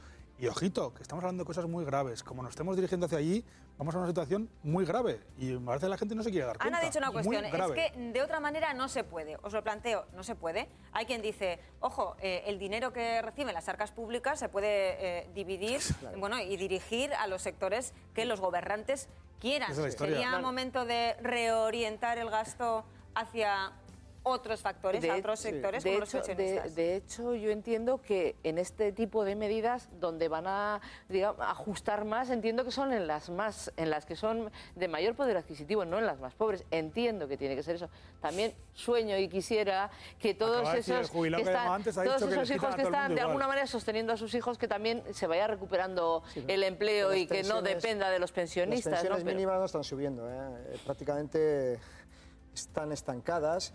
Y luego no se garantiza la subida de las pensiones en función del IPC. No lo van a garantizar, que es terrible. Es terrible. Será en función de los ingresos y los gastos de la caja única, es decir, en función de lo que el Estado pero la caja pueda única ingresar. Que está en entredicho, actualmente está en entredicho, hasta ahora estaba garantizada y era la que solventaba pues, la financiación de las autonomías y de las pensiones en este caso. Bueno, pues se está rompiendo, se está tirando, como decía anteriormente, del fondo de reserva, con lo cual hay que revisar el sistema de pensiones, hay que hacerlo vía impositiva y hay que reajustar los ingresos, la caja común, para ver cómo se da salida a esta situación. De todas formas, hombre, yo también voy a ser... Y la recaudación. Voy a ser poco correcto con los pensionistas, fíjate. Yo creo que ellos están haciendo un gran esfuerzo, pero también es una clase que puede hacer un esfuerzo un poquitín mayor que los que son jóvenes, tienen que emprender una vida, una familia, unos hijos. ¿En qué sentido podrían hacer un esfuerzo? Pues porque ellos... generalmente, claro, por la edad han sufrido desde la posguerra y las desavenencias de toda una vida. Entonces yo creo que son más capaces, están más capacitados que los que somos más jóvenes para aguantar este embate de la economía. Pero cuando son el parapeto de la familia que tienen detrás, pues es que ya no puede más. Además, llevan toda la vida trabajando. Es decir, toda una vida trabajando, poniendo el dinerito en el montón, pompón, y luego al final, ¿qué ocurre? Que ese dinerito se está esfumando. Es una queja y una crítica que hemos oído por parte de muchos pensionistas. Perdóname un segundito, Igone está al teléfono. Arratsalde, muy buenas tardes, Igone. Hola. De Galdakao, Vizcaya, adelante. Para eso mismo llamo. Venga. Porque he llamado porque me he calentado ya. ¿Te has calentado? Bueno, pues nada, descaliéntate, fríate un poco aquí. A ver, los pensionistas, yo todavía no soy pensionista, mi marido sí, ¿no? Entonces, dice, es que los pensionistas de aquí ganan mucho más que los del Estado español, ¿no? La media. Sí, la media. ¿Cuántos años han estado cotizando para ganar? Y no te estoy hablando ni de 1.500 euros. ¿Cuántos años han estado trabajando y cotizando? Toda la vida. Es que de las cotizaciones no está hablando nadie. Está hablando de lo que ganan. Cuando tenemos a hijos en paro, que tenemos que ayudar. Que tenemos que ayudar. Y según el señor ese que está ahí, estamos más capacitados para ahorrar que ellos. Juan Carlos. Nosotros estamos más capacitados para ahorrar. Pedía ese esfuerzo. De todas maneras, estamos basándonos en un sistema de pensiones solidario y así se llama. Es decir, todo el mundo pone el dinero y luego el fondo es para todos. ¿Crees que el sistema debería cambiar e ir por donde apunta el modelo anglosajón, en Estados Unidos, por ejemplo, o lo que ya apunta el gobierno, cada uno que se haga su montón, su dinerito? ¿Tenemos mentalidad para eso? No lo sé, te lo pregunto a ti. Es que no sé si tenemos mentalidad para eso. Primero creo que tendríamos que cambiarnos un poco más la mentalidad. Si todos iríamos igual, sí, porque es que oyes hablar de los trabajos esos que no hacen seguridad social, que están en dinero negro, que donde quiera que vayas, los hay. Donde quiera que vayas, los hay. A punto y aparte. Mi ama gana los 590 euros esos. Dan una ayudita en el ayuntamiento y tiene que presentar todas las facturas. La escalera no le entra, ¿no? Entonces dicen, es que no llegas a lo que tienes que gastar, es que no puedo llegar porque si no, no tengo para comer. Claro. Entonces, ¿en qué nos quedamos? Es que es todo un poco como la pescadilla que se va mordiendo la cola. Bueno, Igone, a ver si pues empezamos a sacar la cabeza del agujero. Ojalá. Oye, y encantada, que cuando te calientes con cualquier tema nos llamas y aquí te escuchamos. Que derecho a pataleta es gratis todavía, ¿vale? Sí, vale. Venga, vale. eskerrik asko, Igone. Bueno, agur. Agur. Bueno, de alguna manera por responderle. Por alusiones, matizar, yo desde luego que no me refería al ama de Igone. Sí, no, claro. Sino al pensionista que tiene una pensión puede digna de en torno a 1.500 euros. A los pensionistas ni a 2.000 euros. Pero tú, un Juan pensionista Carlos, a ver, estás David, en la postura de pedir que sea la población normal, el trabajador, el que asuma todo. No, en absoluto. Creo que Adela ha dado con la clave. Hay un Dios montón de impuestos que pagamos todos y que se pueden redistribuir de diferentes maneras. Sí. Aquí se ha elegido muy claro cómo se quiere. Aquí se ha decidido que el estado del bienestar no interesa a determinadas élites y a determinados sectores políticos y vamos por ese camino. Y por otra parte, en general, digamos, el sector de los trabajadores está siendo muy paciente, está asumiendo demasiadas cosas. No sé si es que estamos demasiado narcotizados por la comodidad de vida que llevamos, lo que sea, pero se han perdido muchísimos derechos. O sea, no tenemos por qué repartirnos el sufrimiento entre nosotros. Estoy de acuerdo, pero tenemos derecho a exigir otras cosas. En lo que acabo de decir sobre la capacidad de los pensionistas, me refería en primer lugar a los que tienen una pensión digna. Pensiones entre 1.500 y 2.000 euros. Esas personas, también por su trayectoria vital, porque han vivido los embates de la vida, saben lo que es el aguantar, sufrir y ganarse el pan con el esfuerzo de sus manos, pues están más capacitados incluso mentalmente para hacer un gran esfuerzo. En cambio, las personas, las familias que están ahora con 25, 30 años queriendo emprender una vida, pues quizá esos son los que lo tienen más difícil, incluso hasta mentalmente, porque las juventudes de ahora no son las juventudes que ahora están en las pensiones. Estas juventudes ahora están acostumbradas a los móviles de última generación, a pisos que quizá no puedan alcanzar en la vida, y entonces yo creo que los pensionistas son los que están soportando de sobremanera esta situación, pero añado, están más capacitados. Y no, insisto, el ama de Igone, que es un caso muy concreto y muy lamentable. En cualquier caso, los jóvenes, yo no sé hasta qué punto ya son plenamente conscientes de la situación que les está tocando vivir, no solamente a corto plazo, es decir, hay muchos que están emigrando fuera para buscarse las habichuelas, sino decir, es que o empiezo a cotizar ya o ni siquiera voy a tener pensión en función de lo que tenemos ahora, ¿no? Ya.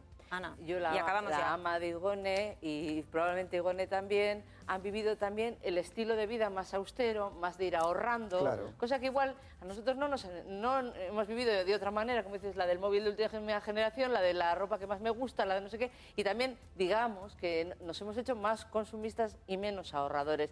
Y yo creo que la clave también está, yo creo que son varios frentes los que tenemos que afrontar. Una sí que tiene que ver con nuestra vida, con nuestras formas de organizar nuestro dinero y nuestro ahorro, pero también entiendo que las instituciones también tienen que dar unos mínimos de garantías, porque hay gente que tampoco es que no puede ahorrar porque con lo que gana se le acaba y no le llega, con lo cual, y que también urge esa reforma que no sea este sistema de pensión, de esa caja que ya no da de sí, que o metemos el sistema impositivo o esto no funciona. Bueno, pues gracias a todas las personas que nos están llamando, porque como decía Igone, se calientan para hablar de este tema de las pensiones. Vamos a dejarlo aquí, seguro que en próximos programas volveremos a tratar este asunto, pero ahora vamos a hablar de fútbol, vamos a hablar de esa burbuja. Si también hubo la inmobiliaria, también existe esa burbuja del fútbol. Y antes estábamos pendientes de ese ganador de la Vuelta a España que estaba desaparecido, que le tenía que hacer el control de dopaje. Antonio, ¿ha aparecido ya o no? Ha aparecido ya. ¿Dónde estaba? Y de hecho estaba mirando que en Twitter ya es trending topic, que ya es uno de los temas más comentados. Pues estaba, fíjate qué sencillo, estaba en el hotel donde se hospedaba su mujer. Había que celebrar, claro. Él y su equipo habían notificado que el ganador de la Vuelta, Horner, el estadounidense, iban a pasar la noche juntos, pero los técnicos de la agencia antidopaje no se han dado por enterados. Bueno, ya ven ustedes que esto de... sorpresa los vampiros, que al final pues eso... Hombre, pero se supone que él es el ganador, que tiene que estar disponible porque precisamente le van a hacer esa serie de... Lo había notificado, lo había notificado. Lo había notificado. El que se había despistado era el vampiro, como dices tú. En la cadena... El vampiro ha llegado ahí y le ha dado un susto al que ocupaba su habitación. Al otro. Bueno, vamos a dejar el ciclismo, ha terminado ya la Vuelta a España, vamos a hablar de fútbol hoy, precisamente en el día que se celebra ese encuentro inaugural del nuevo San Mamés. Vamos a hablar y vamos a estar allí en directo dentro de unos minutos, pero ahora vamos a hablar de la burbuja del fútbol. A raíz de la siguiente noticia, es que en Italia el fútbol italiano ha decidido ya recortar los salarios de sus estrellas y lo va a hacer hasta los niveles del año 2008. En 2011 el gasto total de la Liga Italiana ascendía a 1.100 millones y ahora apenas supera esos 900. Todo esto en el día en que conocemos lo que va a ganar Cristiano Ronaldo, del de que también necesitamos un apartado especial para lo de este chico del Real Madrid. Más datos en el siguiente reportaje.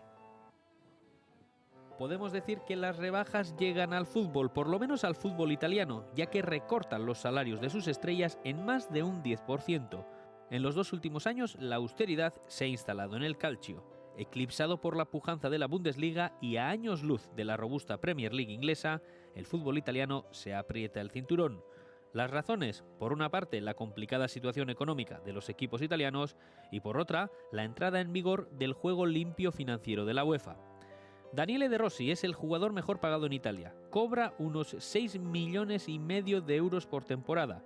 Cifras mareantes, pero que están muy lejos de los que más cobran en Inglaterra y en España. Y eso que en España precisamente la salud financiera del fútbol es crítica. Los clubes deben 3.600 millones de euros. De ellos, 752 a Hacienda. Háganse una idea, en Primera División solo hay 4 equipos que no adeudan nada al fisco. El Atleti, la Real, el Getafe y el Real Madrid. Durante años, muchos han estado gastando más de lo que ingresaban, con la permisividad de los bancos, que les adelantaban dinero a cuenta de futuros ingresos televisivos. El dinero fresco en el bolsillo hizo que los clubes se lanzaran a fichar futbolistas por grandes cantidades y a caminar hacia el error en la gestión. Pero por de pronto parece que no aprendemos, al contrario que en Italia los contratos multimillonarios siguen creciendo. El fichaje estrella del verano, Gareth Bale, ganará, agárrense a sus sillones, unos 13,5 millones de euros brutos al año. Sin palabras, ¿verdad? Hoy en día el ejemplo a seguir es sin duda alguna la Bundesliga alemana, con una salud de hierro tanto en lo económico como en lo deportivo. Bueno, decía nuestro compañero, agárrense todo lo que va a cobrar Bale. Eso ya se ha quedado viejo. Ahora ya saben ustedes que Ronaldo va a estar rondando esos 20 millones de euros al año. Que ustedes no ganan 46.575 euros al día. Hombre, cualquiera en esta mesa lo hace.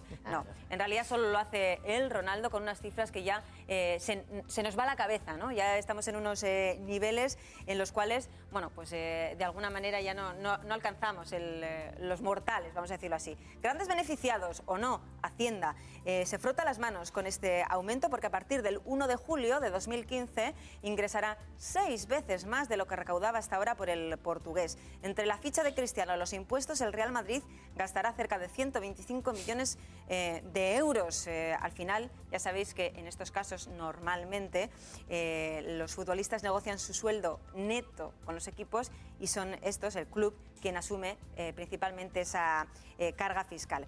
Antes de continuar, me gustaría presentar a uno de nuestros invitados, Egoitz, Arratsalde On. Muy buenas tardes, Egoitz Basurto. Oye, Arratsalde On.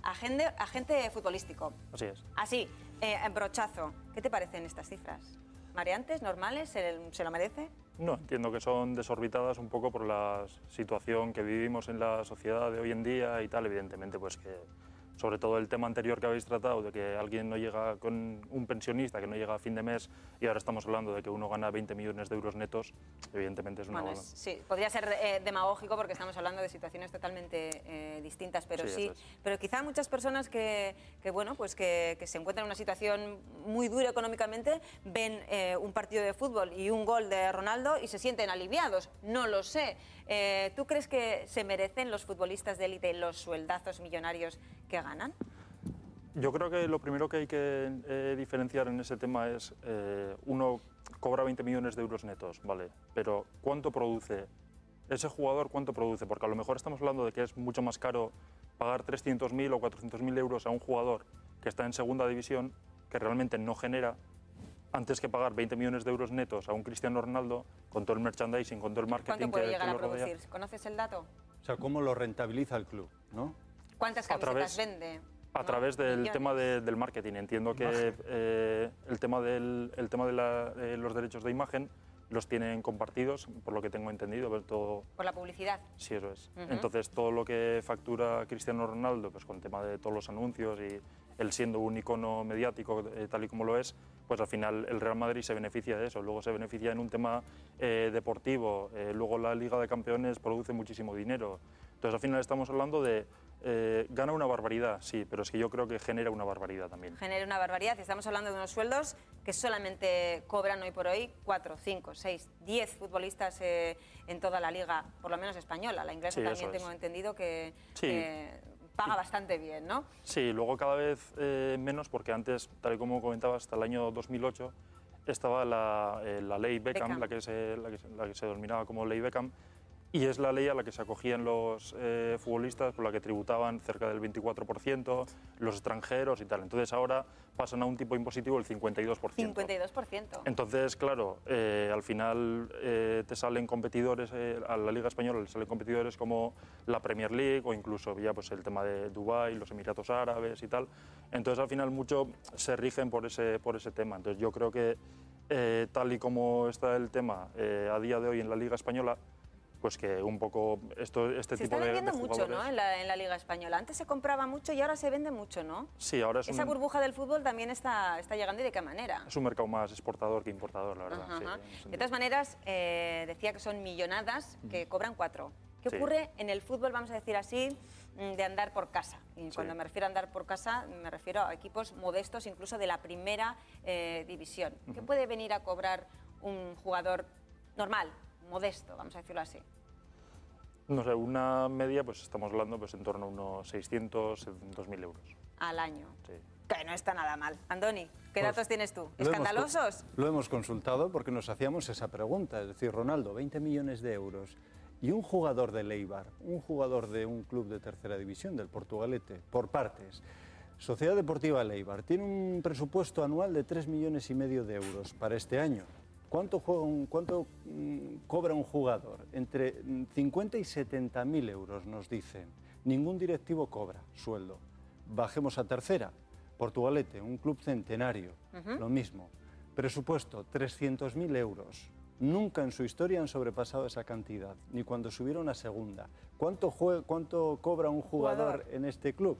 Nos hablan de 7.500 euros anuales. Ojo, en este caso los jugadores compatibilizan su sueldo con trabajos en fábricas, en talleres, es decir, con otro tipo de ocupaciones. Y en otras disciplinas deportivas, también lo hemos preguntado, hablamos de fútbol, pero también hay vida más allá del fútbol. En el balonmano nos comentan desde la federación que muchos clubes son mileuristas, los jugadores o las jugadoras. Y en el ciclismo, un ciclista en la mejor, en la categoría más profesional de competición, podemos estar hablando que si lleva 10 años ya compitiendo está cobrando unos 150.000 euros, pero si se inicia ya en esa disciplina, unos 35.000 euros. Y menos. Bueno, hay quien dice, hay quien Tour dice menos que de alguna manera, bueno, pues desde luego que son las cifras, vamos a decir así, de andar por casa. Gente que bueno, pues lo hace casi, vamos a decirlo, por amor al arte, porque no estamos hablando de estas grandes cifras. Dicen que el fútbol de alguna manera ha sido un gran beneficiado por parte del Estado. Hemos escuchado antes el tema de la ley Beckham, la tributación, ese efecto llamada para los grandes jugadores para que no pagaran tantos impuestos. Pero el fútbol español tiene unas deudas bestiales. Algunos datos hablan de 700 millones de euros con Hacienda y de casi 17 millones de euros con la Seguridad Social. Y hay aplazamientos de ese tipo de esos pagos. ¿Ustedes qué opinan? Porque si a usted o a mí nos pilla Hacienda y tenemos que pagar, ¿nos concederían ese aplazamiento sobre esas grandes cantidades sin penalización, Egoitz? Evidentemente que no. Tú si tienes, por ejemplo, una pequeña empresa y debes dinero a Hacienda, pues no será la primera vez que estamos viendo hoy en día tanto desahucios como cierres de empresas en ese sentido y tal. Luego también, aparte del tema de la deuda que contraen, pues el tema de Hacienda y tal, a mí me gustaría mencionar el tema de los bancos. Los bancos, por ejemplo, pues al final están financiando gran parte del tema de los fichajes y tal. Un caso muy claro, por ejemplo, es el Valencia. El Valencia Club de Fútbol, pues al final le debe muchísimo dinero a una entidad financiera, y esa entidad financiera es la primera que no está interesada en el que el Valencia salde de su deuda. ¿Por qué? Porque al final, a cambio del tema de su deuda, se queda con activos como es su campo de fútbol, como son sus jugadores, como es el derecho de la venta de sus jugadores. O sea que los bancos también tienen su aquel. Eso es. No sé hasta qué punto, Juan Carlos, estamos hablando de una élite, y ya no me refiero solamente a los Ronaldos, sino al fútbol en general, al permitirse que esas deudas se mantengan con Hacienda, con la Seguridad Social. Cualquier empresa que tenga deudas con la Seguridad Social se podría ver en un gran problema. No así las sociedades deportivas. Sí, y bueno, y eso redunda a la contra de clubes que tienen sus cuentas saneadas, como es el caso del Athletic, bueno, pues la Real, en fin. Y claro, esto sin una perspectiva y sin un plan de regeneración del fútbol español, de las cuentas de los grandes clubes, porque claro, se están demorando el abono de las deudas pendientes con Hacienda, se está haciendo una permisividad injusta, y todo permitiendo a su vez que los clubes sigan fichando. Ya sé que menos, Goitz tiene razón, ahora se exporta más de lo que se importa, pero los clubes siguen fichando, siguen sin apostar por las canteras y siguen especulando con la economía del club y con los fichajes, con lo cual yo creo que estamos en una espiral de la que no van a salir tan pronto, ¿no? Goitz, ¿de qué manera se podría salir de esa burbuja del fútbol? A ver, lo bonito evidentemente que sería pues, apostar por la cantera, pero siempre estamos en lo mismo. Es mucho más fácil tener dudas que con el canterano, de no sé si se va a adaptar y tal, pero apostamos en cambio por el brasileño de 17 años que está, y también es otra incógnita. Y ese brasileño hay que pagarlo, hay que traerlo, y hay un traspaso, hay un dinero de por medio, eso es. En cambio, en la cantera también estás invirtiendo. Bueno, entonces, esa inversión, pues yo creo que al final se puede redundar en beneficio. Javi González, Arratsaldeon, muy buenas tardes. Arratsaldeon, buenas tardes. ¿Qué futbolista de primera, futbolista de segunda, y ahora mismo estás entrenando un club, si no me equivoco, ¿verdad, Danok Bat? Sí, el Danok Bat, sí, a niños, a alevines, sí. Bueno, toda una carrera, imagino, que con todo un abanico de distintos sueldos. Estamos hablando aquí de cantidades estratosféricas, pero la realidad del día a día no es esa, no es la de Ronaldo, ¿verdad? Yo creo que esas ya son cantidades ya astronómicas, que esto era impensable hace pocos años, ¿no?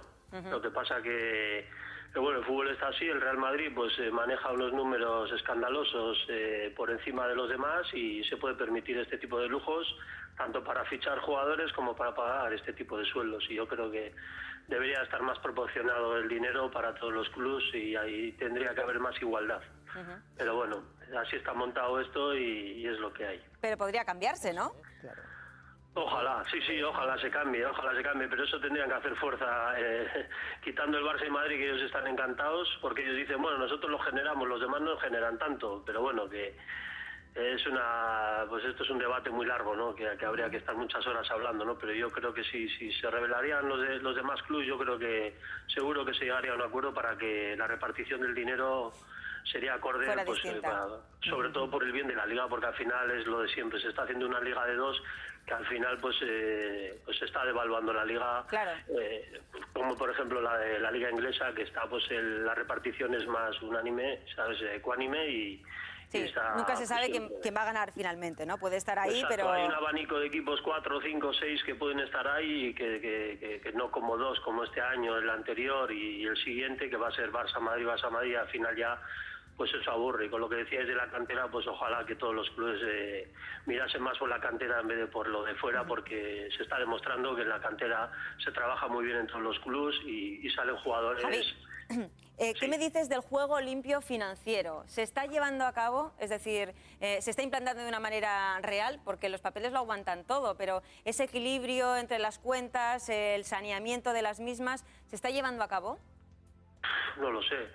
Yo lo que no entiendo es que un equipo como el Real Madrid o Barcelona, que tienen deudas increíbles, les permitan seguir fichando jugadores antes de pagar ese tipo de deudas, y los demás equipos pues que tienen deudas mínimas pues le ponen 1000 problemas, y las ayudas son mínimas, y la repartición es, pues junto con la que le dan a ellos, pues es muy triste lo poco que le dan, ¿no? O sea, que yo creo que eso se debería de mirar, y yo creo que pues el Real Madrid, pues como no sé, pues parece que hace lo que le da la gana, ficha por el dinero que le da la gana, pues sueldos increíbles, y sigue con la misma deuda y no pasa nada, y aquí nadie dice nada. Otros clubes se quejaban en Alemania de eso, de que en Alemania todos los clubes están saneados y nadie debe nada. En cambio, en España hay clubes con deudas y siguen fichando jugadores, y ¿sabes? Y es verdad, ellos tienen razón. Si cada club no paga las deudas y tiene deudas, o las paga o no puede fichar, y ya está, hasta que se amolde como todo el mundo, ¿sabes?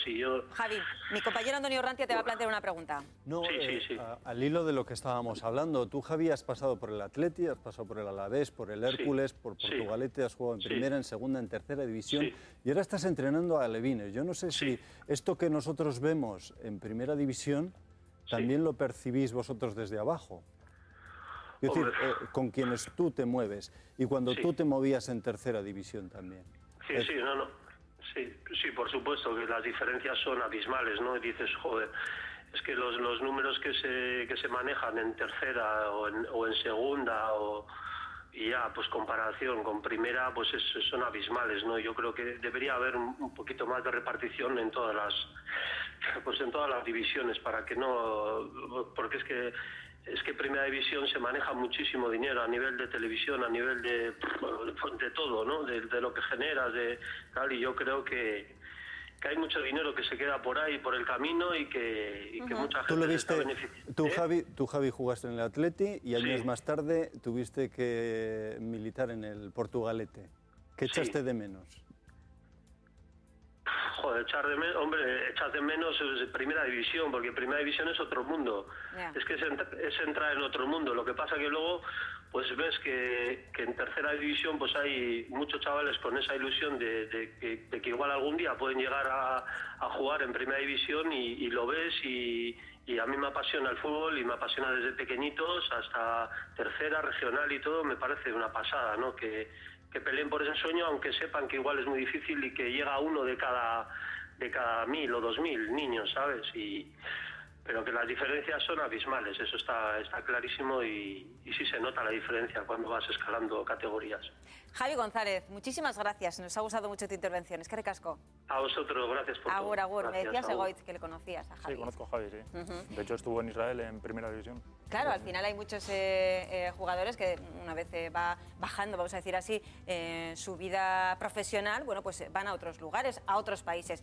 Y a la inversa, os planteo, ¿será los grandes capitales extranjeros, los grandes fondos de inversión, el futuro de los clubes españoles? Lo digo porque en algunas ocasiones se ha hecho y ha salido rana. O sea que en fútbol europeo en general, estamos viendo grandes fortunas Qatar, árabes, grandes fortunas rusas de las otras repúblicas del este son las que están ahora mismo captando grandes clubes, invirtiendo muchísimo dinero, mientras en el resto se está viendo que pierden poder adquisitivo, excepto 4 equipos. Hablabas del fair play financiero, y lo claro es que el primer equipo que lo haga va a ser el tonto, porque es que está pasando. Había situaciones en las que un equipo fichaba a un jugador a otro, no se lo pagaba, y luego ese jugador le metía un gol al equipo del que venía sin haber sido pagado el traspaso, y le complicaba la permanencia en Primera División. ¿El Atleti sabe algo de eso? Sí, hay mucho miedo en ese sentido, porque además se está permitiendo demasiado. En cuanto se está permitiendo. Muchísimo. Y quien tiene que mirar y velar porque esto se haga, las instituciones, ¿dónde está mirando? Lo que estamos comentando, o sea, a cualquier otra empresa de deportes, de cualquier otra índole, no se le permiten ni una centésima parte de las deudas que tienen los clubes de fútbol. ¿Y a quién le corresponde poner límites a esto y ordenar esta situación? A las instituciones, y que no solamente produzcan los Ronaldos. Pero tú ten en cuenta cuánta gente sale a la calle en este país por determinados temas. Recordad, cuando se iban a convertir en sociedades anónimas el Celta y el Sevilla no lo consiguieron a tiempo, la que se montó en esas ciudades, que seguramente con temas mucho más graves no ha salido la gente a la calle de esa manera. Se acabó haciendo una liga de 22 equipos que ahora mismo la heredó Segunda División y se está arrastrando un calendario demoledor. El tema del reparto televisivo que está hablando Javi González y comentabais, el Barça y el Madrid tienen muchísimo más, ingresa mucho más. ¿Por qué los demás no se ponen de acuerdo? Porque son codiciosos. Porque al Atleti le dan un poquito más que Osasuna, porque la Real le dan un poquito se hace piña, más. No, y al final son diferentes grupos. Yo cobro mucho menos que el Madrid y que el Barça, pero gano más que el Levante, gano más que el Villarreal. Al final el egoísmo, el no hacer piña conjunta. Y luego, para terminar, perdóname que me extienda, Es que es tu tema. El fútbol alemán es modelo. Deportivo. Y yo sé que Goiz, como representante, le interesará que los jugadores cobren lo que mayor puedan, porque al final es un negocio. Pero el fútbol alemán es el ejemplo. Ahí sí que los jugadores generan lo que cobran. ¿Por qué? Porque los equipos están saneados, porque todos los campos están llenos, porque se venden los abonos de temporada y las entradas durante meses antes de que empiece la liga, y porque ahí sí el jugador cobra menos de lo que el club lo ingresa. Eso es cobrar lo que se genera. ¿Qué te parece? Sí, yo creo que tiene razón, evidentemente. Y también está el fútbol inglés, por ejemplo, que siempre que hablamos, tanto fútbol inglés, fútbol alemán, miramos los equipos importantes, digas el Borussia Dortmund, el Bayern de Múnich y tal. También están las segundas y terceras divisiones de Inglaterra, tanto como Alemania. Comparas con España, es que es ridículo. ¿Por qué? Estamos hablando de que en Inglaterra, por ejemplo, en segunda división hay jugadores que están ganando 250.000, 400 y 500.000 euros. ¿Cuánta gente va al fútbol? Pero campos que llenan 20-25.000 euros. 20-25.000 espectadores.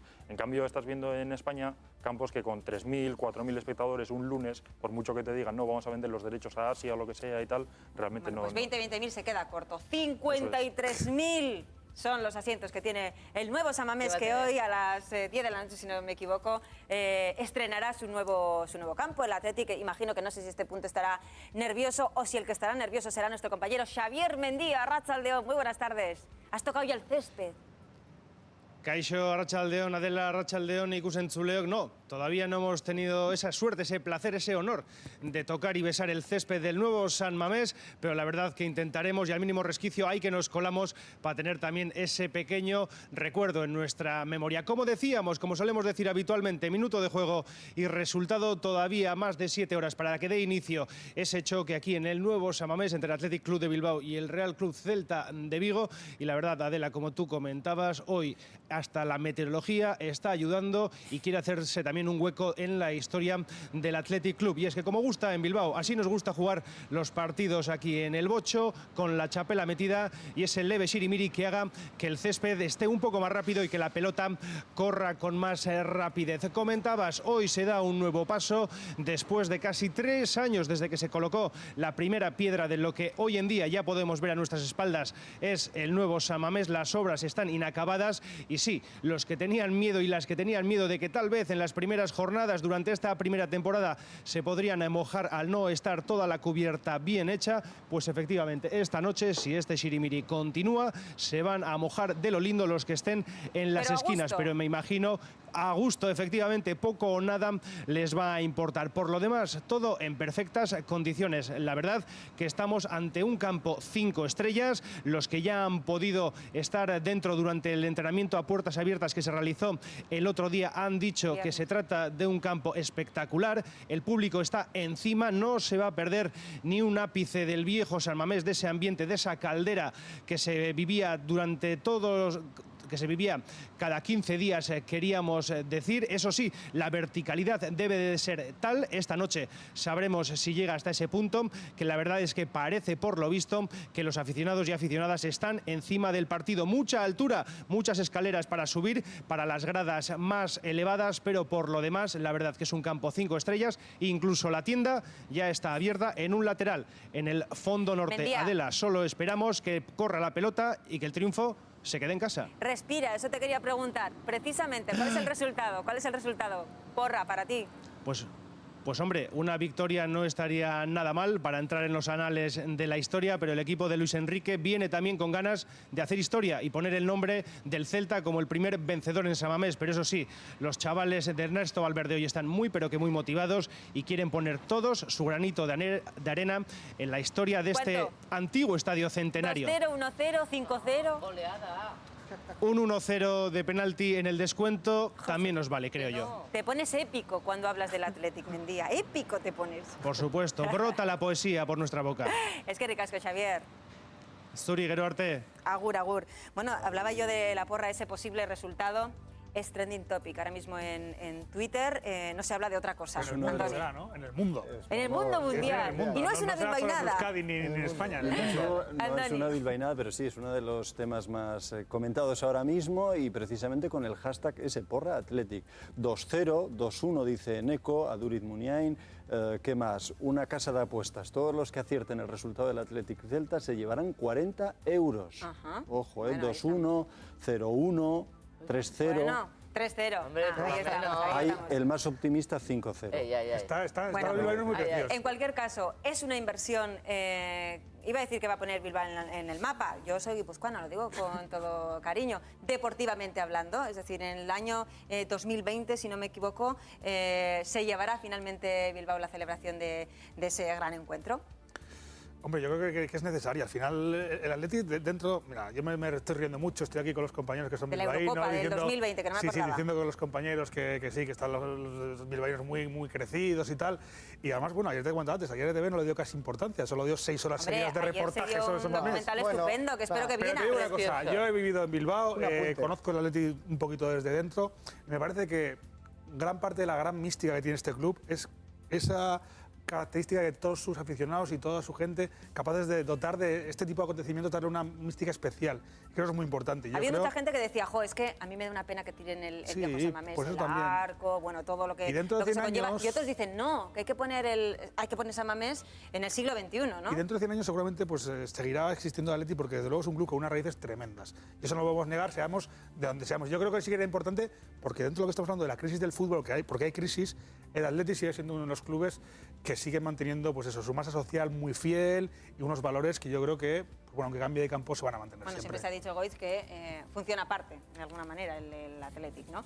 ¿Tú cómo ves esta gran inversión en el campo, en el nuevo San Mamés? Yo creo que el campo, el de antes, estaba quedando obsoleto ya. Entonces había que cambiarlo y había que actualizarlo, como dice el compañero, pues al siglo XXI.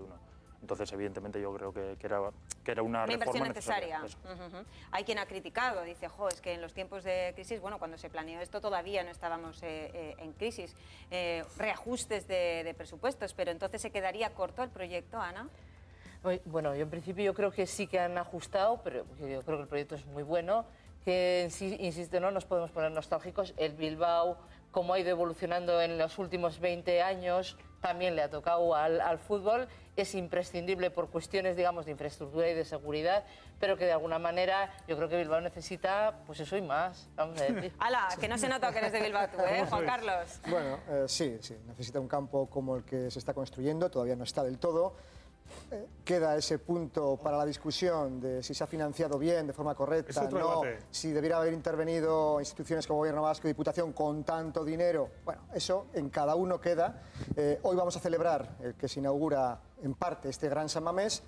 Pero también motor económico, tanto en su construcción como en su desarrollo. Motor económico, 170 millones de presupuesto. No seré yo quien ponga ningún pero hay muchos guipuzcoanos que... Pero desde luego, un campo de fútbol que puede durar otra vez otros 100 años es una infraestructura que va a utilizarlo mucha más gente y muchas más veces que muchas otras infraestructuras que se han creado en las ciudades, tipo auditorios, etcétera, que no se están dando a tanto uso. Desde luego, el debate de la financiación en estos tiempos de crisis también se podría abrir y, bueno, pues podemos también debatirlo y admitir que tanto dinero, pues no es normal que la gente lo cuestione. Hago la pregunta, ¿tanto dinero revierte de alguna manera el Athletic, los partidos, los encuentros y con el nuevo campo va a revertir económicamente a la ciudad? Desde luego los expertos dicen que en todo momento han mantenido que realmente es un motor económico y que esta inversión es grande, que la financiación se va a cubrir, que sí, que no hay... Ya lo era, sí. Con 43.000 espectadores del antiguo San Mamés ya lo era. Y ahora más. Fíjate que estoy tirando piedras contra el propio tejado del club en el que milito sentimentalmente, en el corazón. Pero yo quiero ser objetivo con estos detalles, vamos, de lo que es una inversión muy importante que fue cuestionada en su momento y yo creo que hay muchos vizcaínos que piensan lo mismo, sobre todo personas que están ajenas al fútbol o que participan en el fútbol base y ven que no se financia el fútbol base. Es lícito pensarlo también. Habría que haber repartido o repartirse los fondos también hacia lo que tú dices, claro, hacia el fútbol base. O de alguna manera también revierte a largo, ¿no? Con la cantera, claro que repercute en el fútbol base. Sin duda, sin duda. Sí, es lo que estabais comentando un poco, que al final nos tiramos de los pelos cuando se dice, joder, tanto dinero y tal, ya, pero al final, por desgracia, también está el aeropuerto de Castellón y hay un montón de edificios ahí construidos que realmente no está sacando ninguna utilidad. Yo creo que al final el Atlético, lo que genera para Bilbao, para una ciudad, y luego además con la posibilidad de poder albergar en el 2020 ser una sede y tal, pues yo creo que al final era yo creo que es necesario. Otra cosa luego es la forma en la que esté financiada y tal. Yo evidentemente no voy a entrar. Arquitectónicamente habrá que entrar por lo menos a verlo. No será hoy, no tenemos entrada, no somos socios. ¿Qué se le va a hacer? Ya acudiremos. Más noticias de Twitter referente a San Mamés, Andoni. Pues sí, Javi Martínez, que escribe. Buenos días a todos. Javi Martínez. Sí, mucha suerte hoy al Athletic en su estreno en el nuevo estadio. Ajá, bueno. Que sí. Es, ya te digo que es lo más comentado hoy, Poteo y Calejira antes del Athletic Celta. Va a haber ambiente. Ya digo yo que desde primera de la mañana la gente ya estaba. Un resultado, rápidamente. Pejenaute. 0-1. 0-1, mira que eres malo. Venía dolido ya. No. Ay, por este lado, Egoitz. Yo soy guipuzcoano, pero 1-0 para el Athletic. Venga, va, Ana. 4-1. A la 2-1. Marca primero el Celta, ¿eh? 2-1. No. Aún Celtiña va a quedar inscrito para la historia con su nombre en oro. Bueno, nos tenemos que despedir, que viene ya el Teleberry pisando fuerte, y lo hacemos con las imágenes de ese nuevo San Mamés, que seguro que habrá muchas personas que puedan disfrutar esta noche. Que lo pasen bien. Mañana volvemos. Biararte eta ondo izan. Agur.